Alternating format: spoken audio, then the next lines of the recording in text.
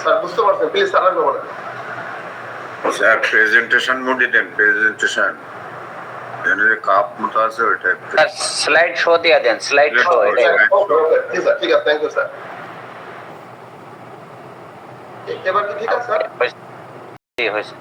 আর ওই যে স্যার এই যে বারটা রয়েছে না, বারটা হাইড করে দেন, নিচের সাদা বারটা। Thank you.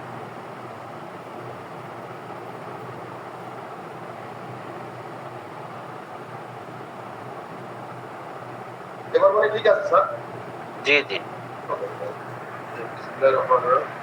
তো কেমিস্ট্রি হচ্ছে আমাদের সায়েন্সের বিজ্ঞানের একটা সাব ডিসিপ্লিন, একটা শাখা আর কি, যেটা আমাদের ম্যাটার মানে পদার্থ নিয়ে আলোচনা করে এবং পদার্থ কি নিয়ে গঠিত সেটা সম্পর্কে নিয়েও আলোচনা করে। মূলত ম্যাটার এবং ম্যাটার কি নিয়ে গঠিত সেটা নিয়েও আলোচনা করে।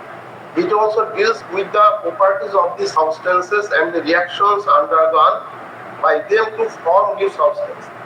এবং নতুন পদার্থ তৈরির ক্ষেত্রে যে সমস্ত বিক্রিয়া সংঘটিত হয় তাদের বৈশিষ্ট্য নিয়েও আলোচনা করে। তাহলে আমরা জানি রসায়নিক বিভিন্ন বিক্রিয়া, আমরা সবাই জানি এটা যে রসায়নিক বিভিন্ন বিক্রিয়া নিয়ে আলোচনা করা হয় এবং বিক্রিয়ায় বিভিন্ন পদার্থ তৈরি হয় এবং যে পদার্থ তৈরি হয় সেই পদার্থের বৈশিষ্ট্য নিয়ে সে আলোচনা করে। Chemistry primarily focuses on atoms, ions and molecules which in turn make up elements and compounds. রসায়ন মানে কেমিস্ট্রি প্রাথমিকভাবে পরমাণু, অ্যাটম, পরমাণু, আয়ন এবং মলিকুল, অণু। অ্যাটম, পরমাণু আর মলিকুল হচ্ছে অণু। অণু নিয়ে আলোচনা করে এবং যেটা পরবর্তীতে এলিমেন্টস এবং কম্পাউন্ড, এলিমেন্টে ভাগ হতে পারে এবং আবার কম্পাউন্ডও তৈরি হতে পারে। আমাদের এখানে রসায়নে যেটা ঘটনা ঘটে যে এলিমেন্ট থেকে কম্পাউন্ড, আবার কম্পাউন্ড ভেঙে এলিমেন্ট, দুটি হতে পারে। তো আমরা পরবর্তীতে দেখবো এলিমেন্ট জিনিসটা কি আর কম্পাউন্ড জিনিসটা কি। These chemical species tend to interact with each other through chemical bonds. Chemical bond মানে রাসায়নিক বন্ধন, রাসায়নিক বন্ধনের মাধ্যমে এই যে আমাদের কেমিক্যাল যে কম্পাউন্ড যেটা তৈরি হবে বা এই কেমিক্যাল যে স্পেসিস প্রজাতি বা যে কেমিক্যাল যে পার্টটা তৈরি হবে এটা বিভিন্ন বন্ধনের মাধ্যম দিয়ে তৈরি হবে এক অপরের সাথে বিক্রিয়া করার মাধ্যমে। It is important to note that the interactions between matter and energy are also studied in the field of chemistry. এটা গুরুত্বপূর্ণ যে এই যে ইন্টারাকশন, পারস্পরিক যে মিথস্ক্রিয়া between matter and energy, matter এবং আমাদের শ্রদ্ধাভাজন শিক্ষক আব্দুল মান্নান স্যার একদিন বলেছিলেন ম্যাটার থেকে এনার্জি কিভাবে ডেভেলপ হয়, আমাদের ওই যে পোটেনটাইজেশন বিষয়টা ব্যাখ্যা করার জন্য আমার যতটুকু মনে আছে। তো সেটা কি is important to note that the interaction between matter and energy are also studied in the field of chemistry. কিভাবে আমাদের একটা পদার্থ এবং শক্তির মধ্যে যে ইন্টারাকশন সেটা সম্পর্কে আমাদের রসায়ন আলোচনা করা হয়।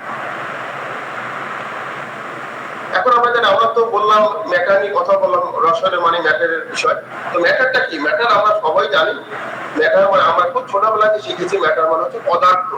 আমরা সেই ছোটবেলায় শিখেছি যার ওজন আছে, আয়তন আছে, জায়গা দখল করে, বল প্রয়োগে বাধা প্রদান ইত্যাদি ইত্যাদি, এইগুলোকে আমরা আলটিমেটলি আসলে কি বলে থাকি? ম্যাটার বা পদার্থ বলে থাকি।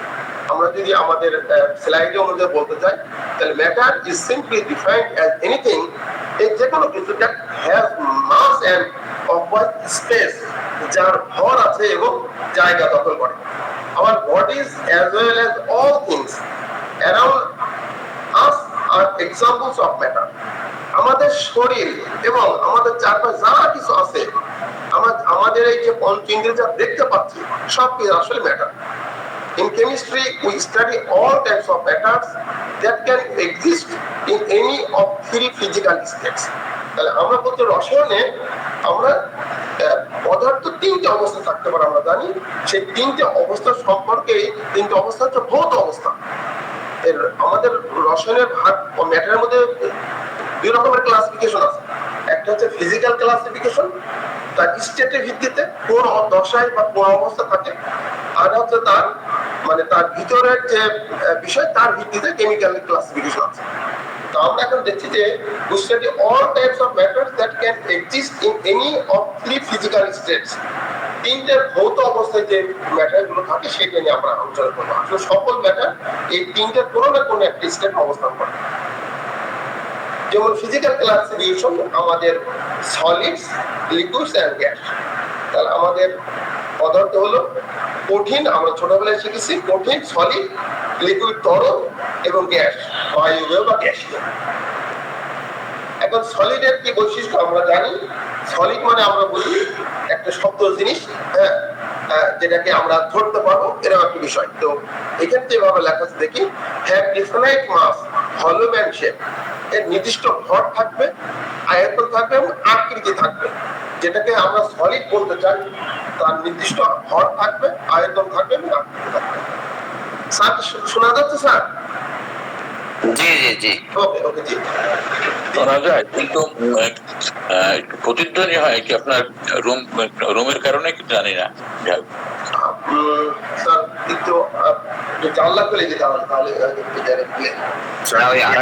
ডিভাইস যদি ওপেন থাকে একটা সাউন্ড, ওইটা সাউন্ড কমাই দেন। যেটা যদি মোবাইল এবং ল্যাপটপ দুটোই থাকে তাহলে মোবাইলের সাউন্ডটা স্যার কমিয়ে দেন।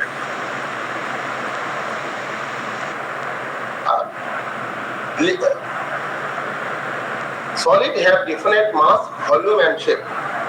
The constituent particles are tightly packed, intermolecular distances are short. অর্থাৎ যে উপাদানগুলো নিয়ে যে কনস্টিটিউয়েন্ট পার্টিকেলস অর্থাৎ গঠনকারী যে আমাদের উপাদানগুলো পার্টিকেলগুলো খুব টাইটলি কঠিনভাবে আবদ্ধ থাকে। ইন্টারমলিকুলার ডিস্টেন্সেস আর শর্ট, মানে যে ওই যে ক্ষুদ্র ক্ষুদ্র যে অণুগুলো আছে সেইগুলো যে পরস্পর যুক্ত আছে খুব কঠিন ভাবে যুক্ত থাকে এবং এদের ডিস্টেন্স গুলো খুব সংক্ষিপ্ত। ইন্টারমলিকুলার ফোর্সেস আর স্ট্রং, খুব কঠিন ভাবে যুক্ত থাকে আমরা বলেছি। Constant particles have fixed positions, একটা সুনির্দিষ্ট অবস্থান থাকে। They can only oscillate about their mean position, incompressible and rigid.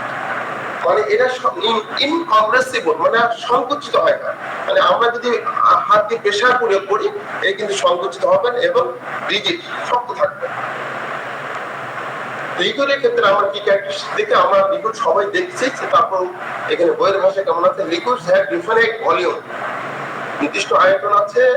They do not have a definite shape, তাদের নির্দিষ্ট আকৃতি নাই। আমাদের লিকুইড যেটাকে আমরা বলছি তার নির্দিষ্ট আয়তন আছে, 1 litre, 2 litre, 500 litre, 500 ml, 250 ml, নির্দিষ্ট আয়তন আছে। যে do not have definite shape, নির্দিষ্ট আকৃতি নাই। আমরা যেমন যে বোতলে রাখবো সেই বোতলে যে আকৃতি থাকবে সেই আকৃতি ধারণ করবে। লিকুইডের কোনো আকৃতি নেই। They take the shape of the container in which they are placed. তার যে পাত্রে রাখা হবে সেই পাত্রের যে আকৃতি সেই আকৃতি ছিল। The constituent particles are loosely packed. এরা কিছুটা শিথিল ভাবে আবদ্ধ থাকে। এই যে পার্টিকেল গুলো নিয়ে আমরা তরলটা গঠিত, সেই তরলের পার্টিকেল কিছুটা শিথিল ভাবে, আগের মতো, আগে যেমন টাইটলি প্যাক ছিল, এটাকে বলা হচ্ছে যে লুজলি প্যাক। অতটা শক্ত ভাবে থাকে না, কিছুটা শিথিল ভাবে যুক্ত থাকে। The intermolecular distances will be large as compared to that of solids.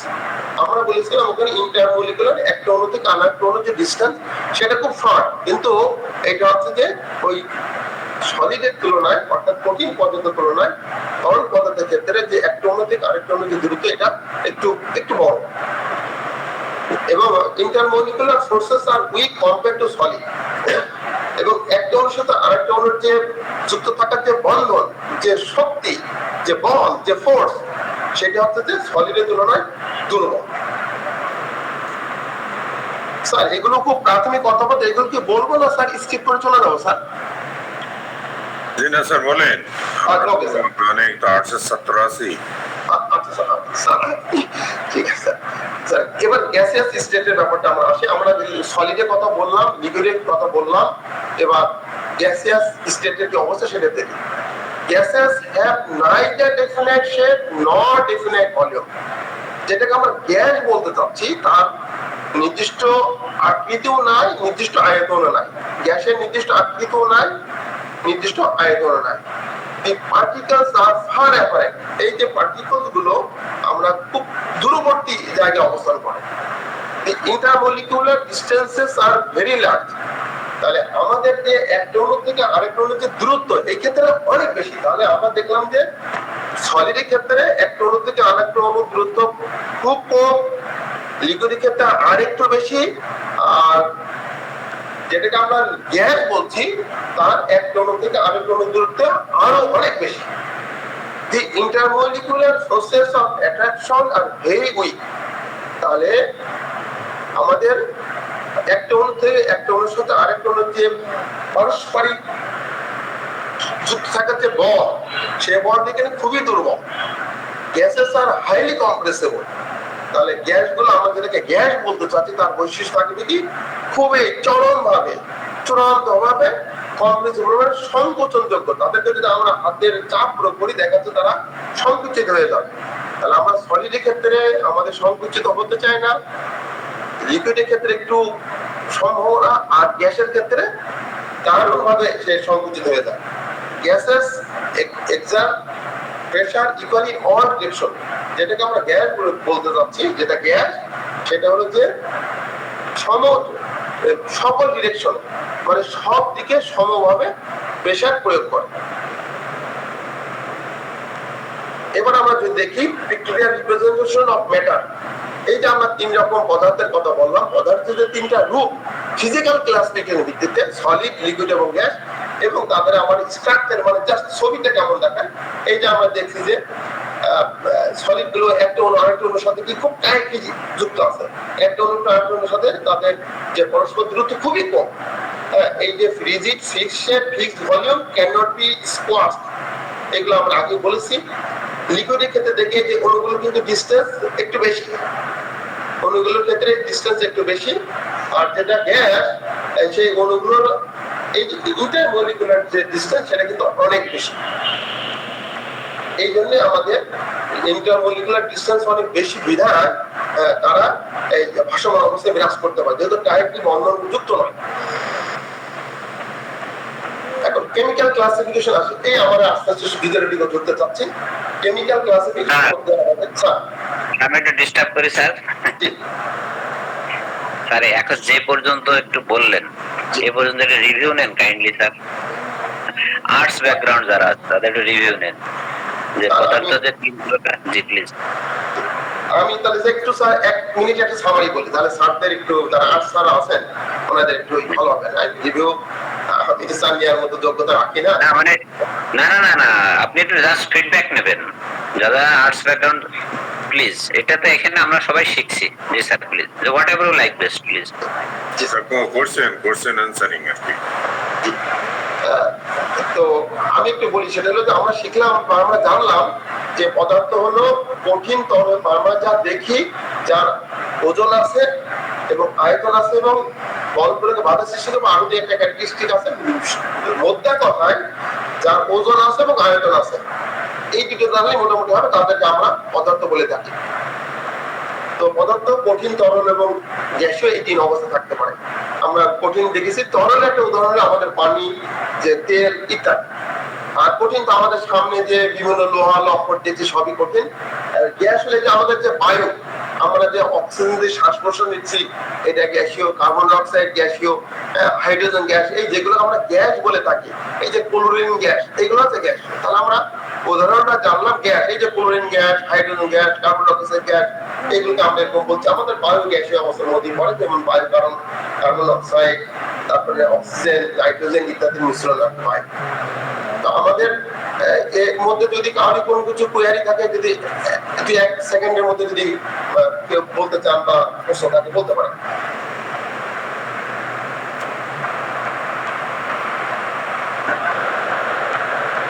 Sir আপনি একটু প্রশ্ন করেন যে পদার্থ। জি স্যার।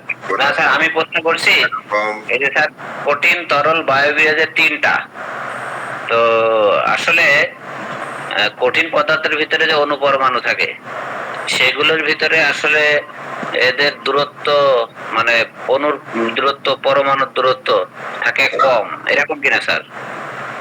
এই যে স্যার কঠিন, এই ছবিটা দেখেন, কঠিন পদার্থের ক্ষেত্রে এই অণুগুলো কিন্তু টাইটলি একেবারে প্যাক, জি জি জি জি জি জি জি আমাদের সারা যদি এই যে ছবিটা দেখলে কিন্তু ব্রেন রাখা সহজ। টাইটলি প্যাক, এই লিকুইড ক্ষেত্রে অণুগুলো একটু দূরে দূরে, আর গ্যাসের ক্ষেত্রে অণুগুলো বেশি দূরে দূরে।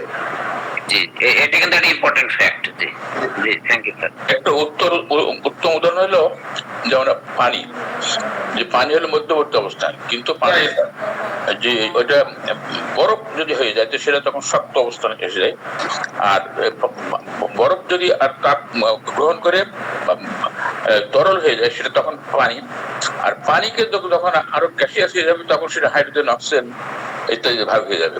এই গ্যাসিয়াস স্টেট, তারপর liquid state and solid state, এটা হলো পদার্থের অবস্থা। তেমনি হবে একটা দৃশ্যমান পদার্থকে ভাঙতে ভাঙতে গেলে যতক্ষণ পর্যন্ত তার গুণাগুণ পাওয়া যাবে তাকে বলবো আমরা পদার্থের অণু। যখনই অণু ভেঙে যাবে তখন সেখানে আর পদার্থের কোনো গুণাগুণ থাকবে না, তখন সেখানে পারমাণবিক ধর্ম সেখানে প্রদর্শন করবে। Thank you sir. জি sir, thank you sir. Sir ভালো শেয়ার করেছেন। আমি এটা লাস্টের দিকে বলতে চাইছিলাম যে আসলে আমাদের একটা পদার্থ আমাদের যেটা 3 স্টেটে থাকতে পারে। আমাদের শ্রদ্ধাভাজন স্যার বলেছেন যেটা হচ্ছে যে পানি যখন সে স্বাভাবিকভাবে আমরা পানি খাই তখন সে লিকুইড, ওই পানিকে যখন আমরা ফ্রিজে রাখি তখন সে কঠিন হয়ে যায়, তখন এই অবস্থা বিরাজ করে। এবং ওই পানিকে যখন আমরা আবার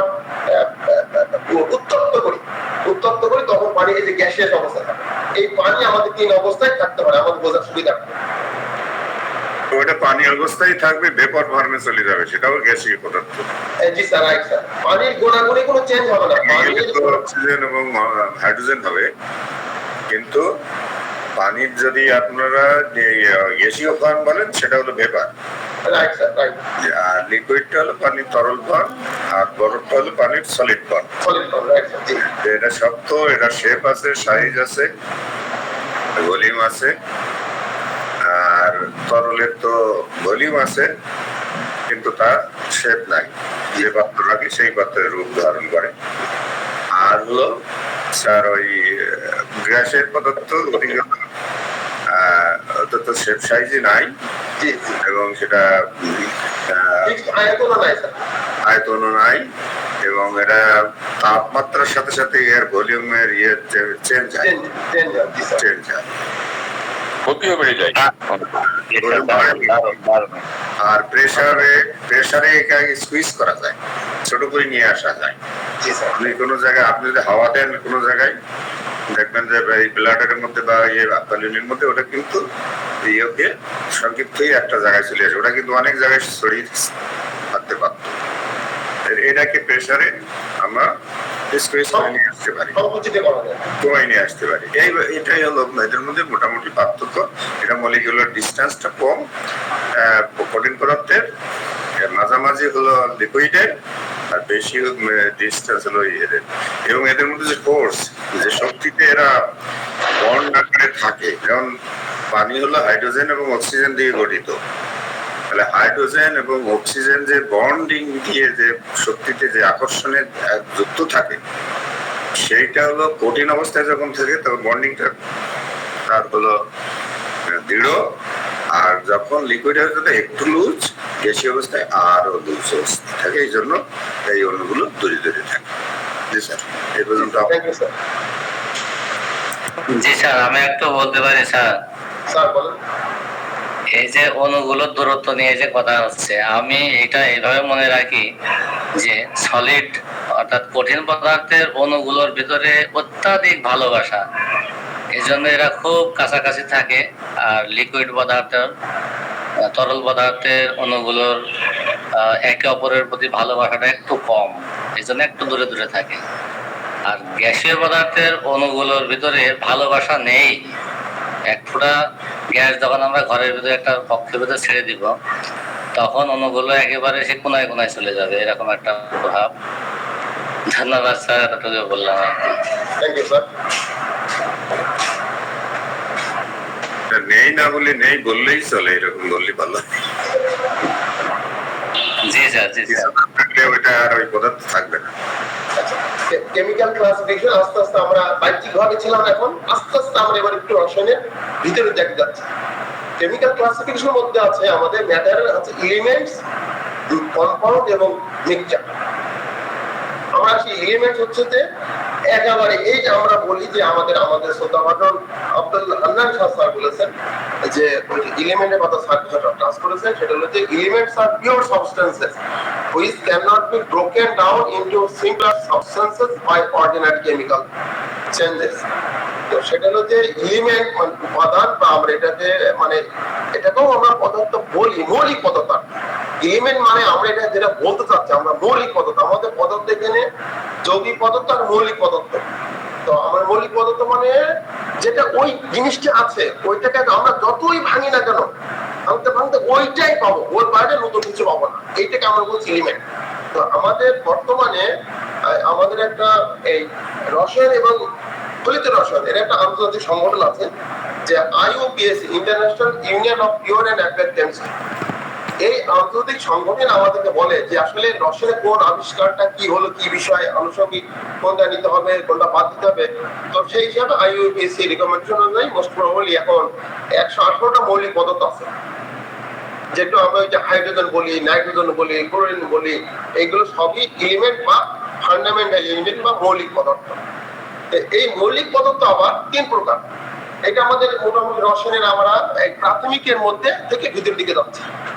এলিমেন্ট আমরা জানলাম, আমাদের এটা হচ্ছে এলিমেন্ট মানে আমরা এই জায়গাটা ধরবো মৌলিক পদার্থ। মৌলিক পদার্থ হলো যেটা আমাদের ওই পদার্থকে ভাঙলে আর আমরা ওই পদার্থ ছাড়া অন্য কিছুই পাবো না, সেইটা হচ্ছে মৌলিক পদার্থ। তো আমরা যেমন আমাদের এই প্রাত্যহিক জীবনে আমরা বলি যে আয়রন, লোহা কিন্তু একটা মৌলিক পদার্থ। আমরা যে সোনার গহনা পরি, এই যে সোনা কিন্তু একটা মৌলিক পদার্থ। আমরা বলি রূপা, এই রূপা একটা মৌলিক পদার্থ। আমরা বলি জিঙ্ক একটা মৌলিক পদার্থ। এরকম ভাবে 118টা মৌলিক পদার্থ আছে। এই 118টা মৌলিক পদার্থ আবার 3 প্রকারের মধ্যে আছে। মোদ্দা কথা 3 প্রকার। একটা হচ্ছে মেটাল, যেটা আমরা ধাতু বলি, নন মেটাল, যেটাকে আমরা অধাতু বলি, আর মেটালয়েড, যেটাকে আমরা অপধাতু বলি। তাহলে মেটাল ধাতু, নন মেটাল অধাতু, আর মেটালয়েড মানে হচ্ছে অপধাতু।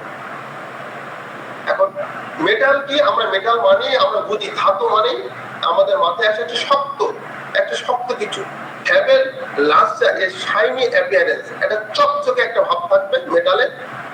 মেটাল কোন ক্যারেক্টারিস্টিক গুলো থাকলে আমরা তাকে মেটাল বলবো, এইটা আমরা দেখি। তাহলে বলছে শাইনি অ্যাপিয়ারেন্স, একটা চকচকে চেহারা থাকবে তার।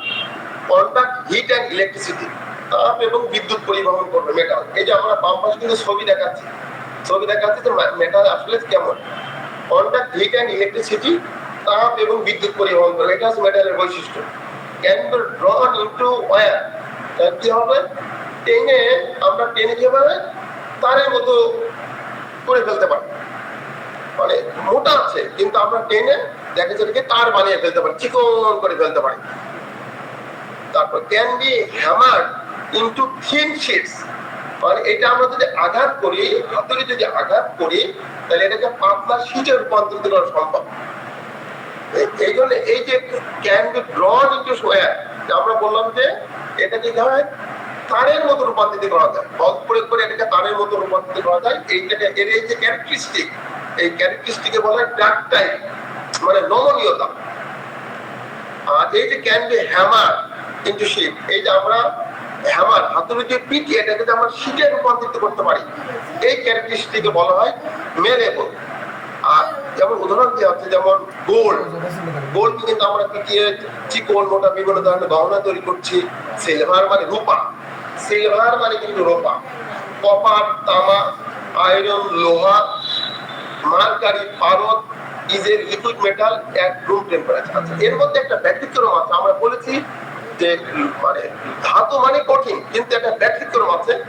মার্কারি কিন্তু সব ক্যারেক্টারিস্টিক দিক দিয়ে এই কিন্তু ধাতু, বাট এই কিন্তু তার ওই যে আমাদের যে পদার্থের 3টে অবস্থা, এই অবস্থায় কিন্তু সে তরল, একটা ব্যতিক্রম। রুম টেম্পারেচার আমাদের এই স্বাভাবিক তাপমাত্রায় সে তরল ভাবে অবস্থান করে, কিন্তু এ হচ্ছে কিন্তু ধাতু। মার্কারি সব ক্যারেক্টারিস্টিক দিক দিয়ে এ কিন্তু ধাতু, শুধু এর অবস্থানটা তরল। অনেক সময় প্রশ্ন হয় যে একটা ধাতুর নাম যেটা হলো যে কঠিন নয় তরল, তখন আমাদের উত্তর দিতে হয় মার্কারি। প্রকৃতিতে একমাত্র তরল ধাতু হলো মার্কারি বা পারদ। Right sir. এবার আমরা নন মেটাল, যেটাকে আমরা অধাতু বললাম, বলতে have no lustre exception diamond এবং আয়োডিন, মানে ওই ব্যতিক্রম হচ্ছে ডায়মন্ডে কিন্তু মানে যেটাকে আমরা অধাতু বলছি, অধাতুর কোনো শাইনি অ্যাপিয়ারেন্স নাই অধাতু, কিন্তু ব্যতিক্রম হচ্ছে ডায়মন্ড। ডায়মন্ড কিন্তু আমাদের যে কয়লা কার্বন তার একটা রূপ হচ্ছে ডায়মন্ড, কিন্তু আর একটা ব্যতিক্রম হচ্ছে আয়োডিন। আচ্ছা, এবার 2 নম্বর ক্যারেক্টার হচ্ছে যে are poor conductors of heat and electricity, হচ্ছে যেটাকে আমরা অধাতু বলছি তার সে কিন্তু খুব সামান্য পরিমাণ তাপ এবং বিদ্যুৎ পরিবহন করে। এই এক্সেপশন হচ্ছে গ্রাফাইট। 3 নম্বর বলছে যে can not be hammered into sheets or drawn, এটাকে হাতুড়ি পিটা করে, এটাকে যেটাকে আমরা নন মেটাল অধাতু বলছি, এটাকে হাতুড়ি পেটা করে আমরা এটাকে শীতে রূপান্তরিত করতে পারবো না, তারপর তারেও রূপান্তরিত করতে পারবো না, বিকজ এরা কারণ তারা ব্রিটেল, যারা ভঙ্গুর, ওরা যাদেরকে আমরা অধাতু বলছি তারা সাধারণত ভঙ্গুর হয়, তাদেরকে হাতুড়ি পিটা করে শীতে রূপান্তরিত করা সম্ভব না, তারেও রূপান্তরিত করা সম্ভব না। তারা সাধারণত কি হয়, তারা সাধারণত গ্যাস এবং তরল। তাহলে মেটালের ক্ষেত্রে কঠিন, যেটাকে আমরা নন মেটাল বলছি সেটা সাধারণত গ্যাস এবং তরল, গ্যাস এবং তরল। এবং উদাহরণ দেওয়া হচ্ছে আয়োডিন, নাইট্রোজেন গ্যাস, কার্বন ইত্যাদি।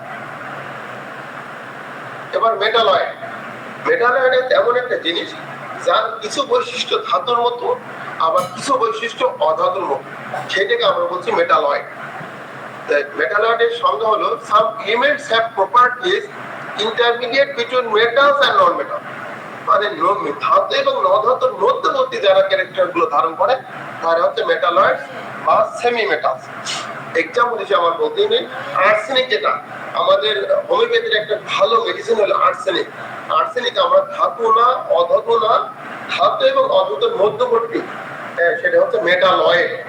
সিলিকন, আমাদের সিলিকন আমাদের হোমিওপ্যাথির একটা ভালো মেডিসিন, যেটাকে আমরা সিলিকা বলে থাকি। অবশ্য সিলিকা মানে একটা SiO2 জায়গা, মূল জিনিস হচ্ছে সিলিকন Si। এবং জার্মেনিয়াম, জার্মেনিয়াম একটা সেমিকন্ডাক্টর, আমাদের যারা ইলেকট্রনিক্স এর বিষয়ে ধারণা আছে, এই জার্মেনিয়াম দিয়ে আমাদের সেমিকন্ডাক্টর তৈরি করা হয়।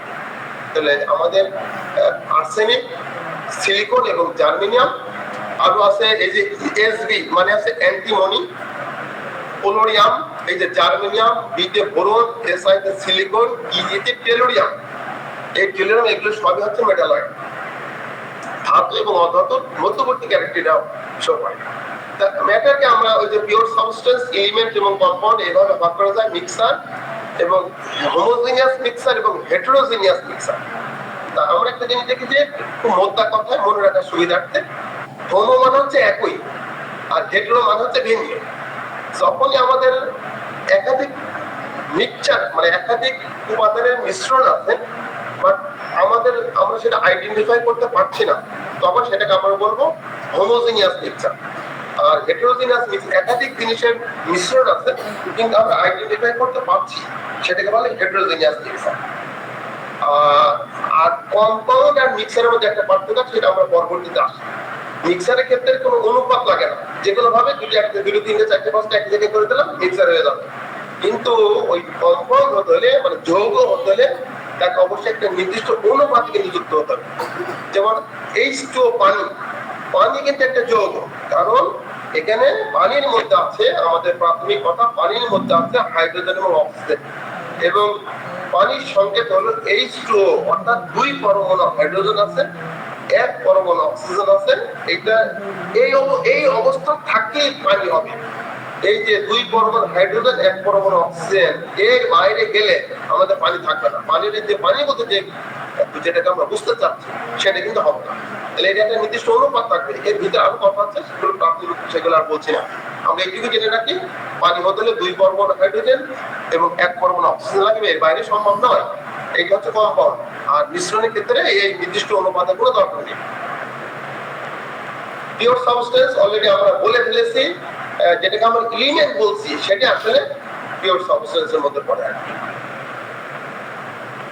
Also they have mixed compositions and contain only one type of particles, sodium, যেমন অক্সিজেন, কার্বন ডাইঅক্সাইড। এখানে একটু এলিমেন্ট আর পিওর সাবস্টেন্স একটু ক্লাসিফিকেশন করেছে।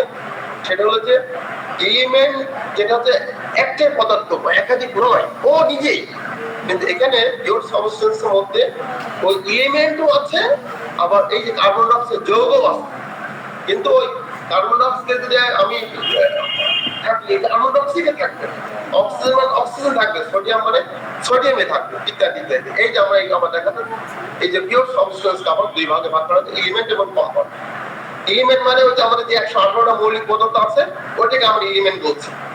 আর কম্পাউন্ড মানে ওই যে আমরা বললাম যে একটা নির্দিষ্ট অনুপাতে মিশ্রণ করলে যেটা হবে সেটা হবে কম্পাউন্ড। ওই এলিমেন্ট গুলো ওই যে 118টা মৌলিক পদার্থকে যদি আমরা নির্দিষ্ট অনুপাতে যুক্ত করতে পারি তাহলে আমাদের তৈরি হবে কম্পাউন্ড। 118টা মৌলিক পদার্থ বাইরে আর আমাদের নাই, ওইগুলোর মধ্যে থেকে নির্দিষ্ট অনুপাতে যুক্ত করলে আমাদের হয়ে যাবে কম্পাউন্ড। এলিমেন্টস এর সংজ্ঞা আমরা অলরেডি বলে ফেলেছি। তারপর an element is a pure substance. It cannot be broken down into 2 or 3 more simpler substances by physical and chemical means. আমরা ভৌত অথবা রাসায়নিক যেভাবে হোক না কেন আমরা এটা ভেঙে এর থেকে আমরা অন্য কোনো পদার্থ আমরা পাবো না। ওইটাই যতই ভাঙতে থাকি না কেন ওইটাই পাবো, এবং যতই ভাঙতে থাকি ওইটা পাবো। সেটার পরবর্তীতে আমরা কি বলবো সেটা আমি ধারাবাহিক ভাবে আমি এখন বলছি না। আমাদের শ্রদ্ধাবান আব্দুল হান্নান শেয়ার করেছে, it is made up of only one kind of particles, atom or molecule. এটা এক ধরনের পদার্থ দ্বারাই গঠিত, কণা দ্বারাই গঠিত, যেটাকে আমরা বলছি অ্যাটম, পরমাণু, আর মলিকুল মানে অণু। অ্যাটম মানে পরমাণু আর মলিকুল মানে অণু। উদাহরণ দিচ্ছি এলিমেন্ট যেমন copper, silver, gold, hydrogen, oxygen, অর্থাৎ ওই 118টা মৌলিক পদার্থগুলি আমাদের হচ্ছে এলিমেন্ট। কম্পাউন্ড হচ্ছে a compound is a pure substance. It is made up of 2 or more elements combined chemically in fixed proportion. এই যে নির্দিষ্ট অনুপাত থাকতে হবে। যেমন H2O দেখেন, এখানে H মানে হাইড্রোজেন, O মানে অক্সিজেন। আমরা পরবর্তীতে আসবো, আমরা এখন মুখস্থ করিনি, যারা আমাদের আর্টসের স্যার আছেন। H মানে হচ্ছে হাইড্রোজেন, O মানে হচ্ছে অক্সিজেন।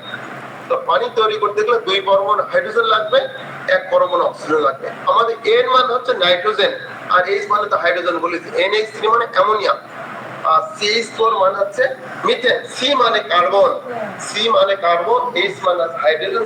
তাহলে একটা কার্বন আর 4টা হাইড্রোজেন মিলে আমাদের তৈরি হবে CH4, যেটাকে আমরা বলছি মিথেন। মিথেনের একটা প্রচলিত উদাহরণ হলো আমাদের ওই যে জলাভূমিতে হঠাৎ করে আগুন জ্বলে ওঠে। আমরা মনে করি এটা কি না কি জিন ভূতের কোনো ব্যাপার স্যাপার কিনা, না কোনো কারামতি কিনা, কিছুই না। ওখানে মিথেন গ্যাস থাকে, কোনোভাবে যদি আগুনে টাচ হয়েছে তাই ওই মিথেন গ্যাস দাহ্য পদার্থ তাই জ্বলে গেছে। এবং আমাদের যে পুরাতন যে আমাদের ওই যে টয়লেটে যে ট্যাঙ্কি থাকে সেখানে মিথেন গ্যাস তৈরি হয়, অ্যামোনিয়া গ্যাস থাকে, কার্বন ডাইঅক্সাইড থাকে, এই জন্য অক্সিজেন থাকে না। এই জন্য আমরা যখন পুরাতন ট্যাঙ্কিতে ওই আমরা অনেক সময় শুনি যে মানুষ মারা গেছে, এই কারণে মানুষ মারা যায়, যে ওখানে অক্সিজেন থাকে না, থাকে methane gas, carbon dioxide gas, ammonia, এবং এই তার কারণে মানুষ মারা যায়। তাহলে আমরা জানি H2 মানে পানি, NH3 মানে অ্যামোনিয়া, আর CH4 মানে হচ্ছে methane. Mixture, a mixture is made up of 2 or more substances present in any ratio. তাহলে মিক্সচার এবং যৌগ, কম্পাউন্ড, এর মূল পার্থক্য হলো যে যৌগকে আমরা যেটাকে যৌগ বলতে চাই সেখানে কিন্তু আমাদের নির্দিষ্ট অনুপাতে থাকতে হবে। ওর যে উপাদানকারী, গঠনকারী যে উপাদানগুলো একটা নির্দিষ্ট অনুপাতে যুক্ত হবে, তাহলে আমরা তাকে বলবো কম্পাউন্ড। কিন্তু যেটাকে আমরা মিশ্রণ বলবো সেটাকে গঠনকারী উপাদানগুলো যে কোনো ভাবে মিশাই দিলাম, ওইটা হবে মিক্সচার, ওটা কিন্তু কম্পাউন্ড হবে না। তো মিক্সচার আমাদের 2 রকমের, হোমোজিনিয়াস এবং হেটেরোজিনিয়াস। হোমোজিনিয়াস মিক্সচার হলো mixtures having uniform composition throughout are called homogeneous mixture. Homogeneous মিক্সচারে আমি হোমোজিনিয়াস মিক্সচার যেটাকে বলছি সেটা আমরা ওই মিক্সচারে যেখান থেকে আমরা যদি ওই মিক্সচারটা তুলে নিলে আমাদের দেখা যায় যে সব জায়গায় একই উপাদান আছে, একই প্রপোর্শনে, মানে একই ভাবে আছে সব উপাদানগুলো। আমরা যেটাকে হোমোজিনিয়াস মিক্সচার হলে উপর থেকে নিলাম, নিয়ে ওর গঠনকারী যে উপাদানগুলো যা পেলাম, আবার মাঝখান থেকে নিলাম, সেখানেও দেখা যাবে যে গঠনকারী উপাদানগুলো একইভাবে পেয়েছি। আবার নিচ থেকে নিলাম, সেখানেও দেখা যাবে গঠনকারী উপাদানগুলো একই মানে পেয়েছি। এবং এইটাকে আমরা বলছি হোমোজিনিয়াস মিক্সার। যেমন বলছি ইথানল ওয়াটার মিক্সার, ইথানল যেটা অ্যালকোহল এবং পানির মিক্সার। আমাদের যে salt solution sodium chloride, sodium chloride আমরা পানির মধ্যে দিয়ে দিলাম, এটা আমাদের হোমোজিনিয়াস মিক্সার। আমাদের শরবত তৈরি করি, পানির মধ্যে আমরা সুগার দিয়ে দিই, চিনি, সেটা আমাদের হোমোজিনিয়াস মিক্সার। এবার হোমোজিনিয়াস মিক্সারের ছবিটা কেমন হতে পারে, পিকটোরিয়াল রিপ্রেজেন্টেশন। এই যে আমরা চিনি দিয়েছি, এইটুকু হচ্ছে পানি, এই যে অণুগুলো এই যে বিক্ষিপ্ত ভাবে আছে, পরবর্তী দেখাচ্ছে অণুগুলো আমাদের ওই যে পানির অণুর সাথে মিশে আমাদের এই যে তৈরি করছে। আমরা এখন আইডেন্টিফাই করতে পারছি না যে এর মধ্যে আসলে লবণ ছিল নাকি চিনি ছিল। এইটাকে আমরা বলছি আসলে homogeneous mixture. Heterogeneous mixture, the constituent particles are not uniformly mixed. সব জায়গায় সমভাবে থাকে না, ইউনিফর্মলি থাকে না। The properties and composition vary throughout the mixture. যেটাকে আমরা হেটেরোজেনাস মিক্সার বলবো, সেখানে আমরা যদি উপর থেকে নিয়ে দেখা যাচ্ছে ওর যে গঠনকারী উপাদানগুলো যেভাবে পেলাম, মাঝখান থেকে নিলাম, দেখা যাচ্ছে না গঠনকারী উপাদানগুলো কম বেশি আছে। আবার অন্য আরেক জায়গাতে নিলাম, না দেখা যাচ্ছে এগুলো কম বেশি আছে। এইটাকে আমরা বলি হেটেরোজেনাস মিক্সার। যেমন আমরা আসি এই যে গান পাউডার, এই যে মিক্সার অফ চারকোল, সালফার এবং নাইট্রা। এই যে গান পাউডার যেটা আমাদের বিস্ফোরক, সেটা কিছুই নয়, সেটা হচ্ছে চারকোল মানে কিন্তু কয়লা। কয়লাকে আমরা চারকোল বলে একটু উন্নত মানের কয়লা, কয়লার একটা অন্যতম গ্রুপ। সালফার এবং নাইট্রা, নাইট্রা মানে সোডিয়াম বা পটাশিয়াম নাইট্রেট। মার্ডি ওয়াটার, কর্দমাক্ত পানি, চক পাউডার, ইন ওয়াটার ইত্যাদি ইত্যাদি, আমরা এগুলোকে বলছি হেটেরোজেনাস মিক্সার। ছবিটা একটু দেখি। এই যে গান পাউডার, গান পাউডার হচ্ছে চারকোল, তারপরে এইটা হচ্ছে আমাদের পটাশিয়াম নাইট্রেট, এই পটাশিয়াম নাইট্রেট, আর যদি এটা হচ্ছে সালফার। এই তিনটা যদি আমরা একসাথে মিশিয়ে দিই তাহলে কিন্তু গান পাউডার হয়ে যাবে। এবং এই যে নাইট্রেটটা কিন্তু বাজারে বিক্রি হয় না। আমি কেমিস্ট্রি স্টুডেন্ট, কেমিস্ট্রি টিচার, আমি যদি অনলাইনে এই যে আমার ছাত্রদের প্র্যাকটিক্যাল ক্লাস যদি সোডিয়াম পটাশিয়াম নাইট্রেট দেয়, আমি যদি চাই আমাকে অনলাইনে দিতে চাই, কারণ যেহেতু এটা বিস্ফোরক পদার্থ, কে কোন কাজে ব্যবহার করে বলা যায় না, এই জন্য কিন্তু দিতে চায় না, highly sensitive. Sodium nitrate, potassium nitrate এগুলো খুব সেন্সিটিভ। আমরা যদি charcoal, potassium nitrate, sodium nitrate আর যদি সালফার মিশাই দিই তাহলে আমাদের গান পাউডার তৈরি হয়ে যাবে। এই যে গান চক পাউডার, এই যে চক পাউডার দেখা যাচ্ছে যে এখানে কিন্তু আমরা এই যে সেডিমেন্ট পড়ে গেছে, ওপরে একটা বিষয় আর নিচে কিন্তু আরেকটা। তাহলে ওপর থেকে যদি আমরা নিই তাহলে ওই যে চক পাউডারের চক আর যে পানির ব্যাপার যে উপাদানগুলো আমরা যদি মেজার করি যা পাবো, নিচে কিন্তু চকের পরিমাণটা বেশি পাবো। তাহলে এটা হচ্ছে হেটেরোজেনাস মিক্সার। এখন আমরা যে বলি, আমাদের শ্রদ্ধাভাজন আব্দুল হান্নান সাহেব বলেছেন যে অণু পরমাণু। তো এই যে অণু কথাটা, এই অণু কথাটা কে বললেন? হ্যাঁ, অণু কথাটা প্রথম বললেন হচ্ছে জন ডাল্টন। মানে আমার টাইম কোন পর্যন্ত, প্লিজ আমাদের শ্রদ্ধাভাজন নাসিম ভাই যদি বলেন কোন পর্যন্ত আমার টাইম? 7:30 পর্যন্ত। আচ্ছা ঠিক আছে, thank you sir. John Dalton প্রথমে উনি অ্যাটম বা পরমাণু এই কথাটা বলেন।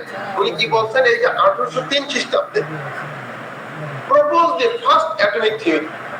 উনি প্রথম যে পারমাণবিক তত্ত্ব দিলেন প্রথম। উনি কি বলছেন? উনি বলছেন is element are made up of tiny, মানে খুবই ক্ষুদ্র particle all atoms that are solid sphere. উনি বলছেন প্রত্যেক পদার্থ অতি ক্ষুদ্র কণা দ্বারা গঠিত। ইনি এই অতি ক্ষুদ্র কণা দ্বারা, এই কণা উনি নাম দিলেন, এই কণাকে আমি আজকে বললাম এর নাম হবে পরমাণু বা অ্যাটম। প্রথম জন ডাল্টন এই কথা বললেন যে প্রত্যেক পদার্থ অতি ক্ষুদ্র ক্ষুদ্র ক্ষুদ্র ক্ষুদ্র কণিকা দ্বারা গঠিত। এই ক্ষুদ্র ক্ষুদ্র কণিকাকে আমাদের জন ডাল্টন 1803 খ্রিস্টাব্দে উনি বললেন যে এই ক্ষুদ্র কণিকার নামগুলো হচ্ছে অ্যাটম বা পরমাণু। তাহলে আমরা শিখলাম যে অ্যাটম, যে আগেও বলেছি অ্যাটমটা কি? প্রত্যেক পদার্থ ক্ষুদ্রতম গঠনকারী একক। ওই যে আমাদের স্যার বললেন যে ভাঙতে ভাঙতে ভাঙতে ভাঙতে এমন একটা অবস্থা যার পরে আর ভাঙার ক্ষমতা নেই, সেই ক্ষুদ্রতম অবস্থাকে আমরা বলছি অ্যাটম বা পরমাণু। যেগুলো অনেকগুলো মিশে মিশে মিশে মিশে ওই পদার্থটা তৈরি হয়েছে, ওই মৌলিক পদার্থটা তৈরি হয়েছে। যেমন সোডিয়াম, যেমন কপার, যেমন লোহা। এই যে লোহার যে লোহা ভাঙতে ভাঙতে ভাঙতে লোহার যে আমরা তো অনেকগুলো অণু একসাথে দেখি, লোহার অনেকগুলো পরমাণু দেখি, কিন্তু ওর যে ক্ষুদ্রতম যেটা, সেইটাকে আমরা বলছি আসলে পরমাণু, যেটাকে আমরা চোখে দেখতে পাই না। অ্যাটম আর ইনডিভিজিবল। অ্যাটমকে আমরা এই মুহূর্তে জেনে রাখি, অ্যাটমকে ভাঙা যায় না। জন ডাল্টন এই কথা বলেছিলেন যে ইনডিভিজিবল মানে ভাঙা যায় না, পরবর্তীতে ভাঙা গেছে, কিন্তু আমরা জন ডাল্টনের যেহেতু পরমাণুবাদ পড়ছি, এখন আমাকে মেনে নিতে হবে যে অ্যাটমকে ভাঙা যায় না, and cannot be created nor destroyed। অ্যাটমকে সৃষ্টিও করতে পারবো না, আমরা ধ্বংস করতে পারবো না। all atoms of each element are identical। অর্থাৎ একই এই যে এলিমেন্টের যে অ্যাটমগুলো, লক্ষ লক্ষ যে অ্যাটম আছে, প্রত্যেকটা অ্যাটম, প্রত্যেকটা পরমাণু একই রকম, একই পদার্থের প্রত্যেকটা পরমাণু একই রকমের। all atoms of one element are different from all atoms of another element। আমাদের একটা মৌলিক পদার্থের যে অণুগুলো থেকে যে রূপ, তার থেকে অন্য আরেকটা মৌলিক পদার্থের যে অ্যাটম, এগুলো হচ্ছে বলছে ভিন্ন ভিন্ন। আমাদের লোহার যে অ্যাটম, তার যে রূপ, আর ওই যে কপার, তামা, সোনা, এর যে রূপ, এই সবারই অ্যাটমে ভিন্ন ভিন্ন ভিন্ন ভিন্ন। Atoms may combine to form compound। এই যে আমরা আস্তে আস্তে রসায়নের মধ্যে ঢুকে পড়ছি, যে atoms may combine to form compound। Atom গুলো যখন, এই পরমাণুগুলো যখন একটা নির্দিষ্ট অনুপাতে যুক্ত হয়, তখন আমরা তাকে বলি কম্পাউন্ড বা যৌগ। যেমন আমাদের পানির ক্ষেত্রে আমরা দুই পরমাণু হাইড্রোজেন, অর্থাৎ হাইড্রোজেন ক্ষুদ্রতম দুই পরমাণু এবং অক্সিজেনের ক্ষুদ্রতম এক পরমাণু মিলে আমাদের পানি তৈরি হচ্ছে, এবং এটা যেহেতু নির্দিষ্ট অনুপাতে এবং নাম হচ্ছে কম্পাউন্ড যৌগ। এবার আমরা আসি definition of atom formally. The atom is the smallest particle of an element or compound. Besides, তাছাড়া it can or cannot exist independently। এটা গুরুত্বপূর্ণ কথা, যেটাকে আমরা অ্যাটম বলছি, খুব গুরুত্বপূর্ণ কথা, যেটাকে আমরা অ্যাটম বলছি, যে একটা পদার্থের ক্ষুদ্রতম কণিকা, সে কিন্তু স্বাধীনভাবে অবস্থান করতে পারে না। ওই অ্যাটম আরেকটা অ্যাটমের সামনে পেয়ে তার সাথে যুক্ত হয়ে যাবে, যুক্ত যৌগ তৈরি করে ফেলবে। এইটা হচ্ছে অ্যাটমের একটা বৈশিষ্ট্য। It can or can not exist independently. এরা স্বাধীনভাবে অবস্থান করতে পারে না। It consists of the nucleus and the subatomic particles, subatomic protons and neutrons। It has a circular form। তাহলে বলা হচ্ছে যে এই যে অ্যাটম, তাহলে আমরা ঢুকে পড়ছি আস্তে আস্তে রসায়নের মধ্যে, যে অ্যাটম কনসিস্ট অফ, অ্যাটমের মধ্যে নিউক্লিয়াস আছে, অ্যাটমের একটা সেন্টার পয়েন্ট আছে, সেই সেন্টার পয়েন্টটা আমরা বলছি নিউক্লিয়াস, এবং তার এই নিউক্লিয়াসে থাকে প্রোটন এবং নিউট্রন। তাহলে আমরা দেখি যে অ্যাটমের মধ্যে তিনটে পার্টিকেল আছে। একসাথে আমরা বলেছি অ্যাটম পরমাণু, এই যে একটা পদার্থের ক্ষুদ্রতম কণিকা, এই ক্ষুদ্রতম কণিকার মধ্যে তিনটা পার্টিকেল আছে, তিনটা কণিকা আছে। সেটা হচ্ছে, এখন কিন্তু আমরা ডাল্টনের পরমাণু থেকে একটু বেরিয়ে আসছি। ডাল্টন বলেছিল অ্যাটমকে কিন্তু ভাঙা যায় না, কিন্তু পরবর্তীতে অ্যাটমকে ভাঙা যায় এবং ভেঙে ইলেকট্রন, প্রোটন আর নিউট্রন পাওয়া যায়। এটা খুব গুরুত্বপূর্ণ। অ্যাটম বা পরমাণুকে ভেঙে ইলেকট্রন, প্রোটন আর নিউট্রন পাওয়া যায়। এখন কে কোথায় থাকে? প্রোটন আর নিউট্রন থেকে, ওই যে বললাম অ্যাটমের যে সেন্টার পয়েন্ট আছে, যেটাকে আমরা নিউক্লিয়াস বলছি, সেই প্রোটন আর নিউট্রন থাকে নিউক্লিয়াসে। আর ওই ইলেকট্রন নিউক্লিয়াস চারিদিকে বৃত্তাকার কক্ষপথে ঘূর্ণায়মান থাকে, সার্কুলার ফর্ম। বৃত্তাকার কক্ষপথে ইলেকট্রনটা ঘূর্ণায়মান থাকে। The nucleus of the atom is located at center and is encircled by negatively charged electron. Also, the proton and neutrons are in the nucleus together and are almost identical in weight। এটা বলছে যে আমরা জানলাম যে সেন্টারে থাকে proton আর neutron, আর বাইরে থাকে ইলেকট্রন। ইলেকট্রন ঘূর্ণায়মান থাকে। তো ইলেকট্রনের কিন্তু নেগেটিভ চার্জ আছে। ইলেকট্রনের নেগেটিভ চার্জ আরো কিছু বৈশিষ্ট্য আছে। প্রোটনের থাকে ধনাত্মক চার্জ, যেটা সেন্টারে থাকে, আর যার কোনো চার্জ নেই সেই নিউট্রন থাকে সেন্টারে। তাহলে আমাদের প্রোটনের কোনো চার্জ, প্রোটন হচ্ছে ধনাত্মক চার্জ বিশিষ্ট, আর নিউট্রনের কোনো চার্জ নাই। এই দুটো থাকে সেন্টারে মানে নিউক্লিয়াসে, আর যেটা নেগেটিভ মানে ঋণাত্মক চার্জ যুক্ত ইলেকট্রন সে থাকে নিউক্লিয়াসের বাইরে বিভিন্ন কক্ষপথে ঘূর্ণায়মান। এই কথাটা গুরুত্বপূর্ণ। এই যে pictorial representation electronic structure of atom, আমরা যে কথাটা এখন মুখে বললাম সেই কথাটা আমরা ছবিতে দেখাচ্ছি। যেমন আমরা একটা কার্বন অ্যাটম, কার্বন পরমাণু কথা বলছি।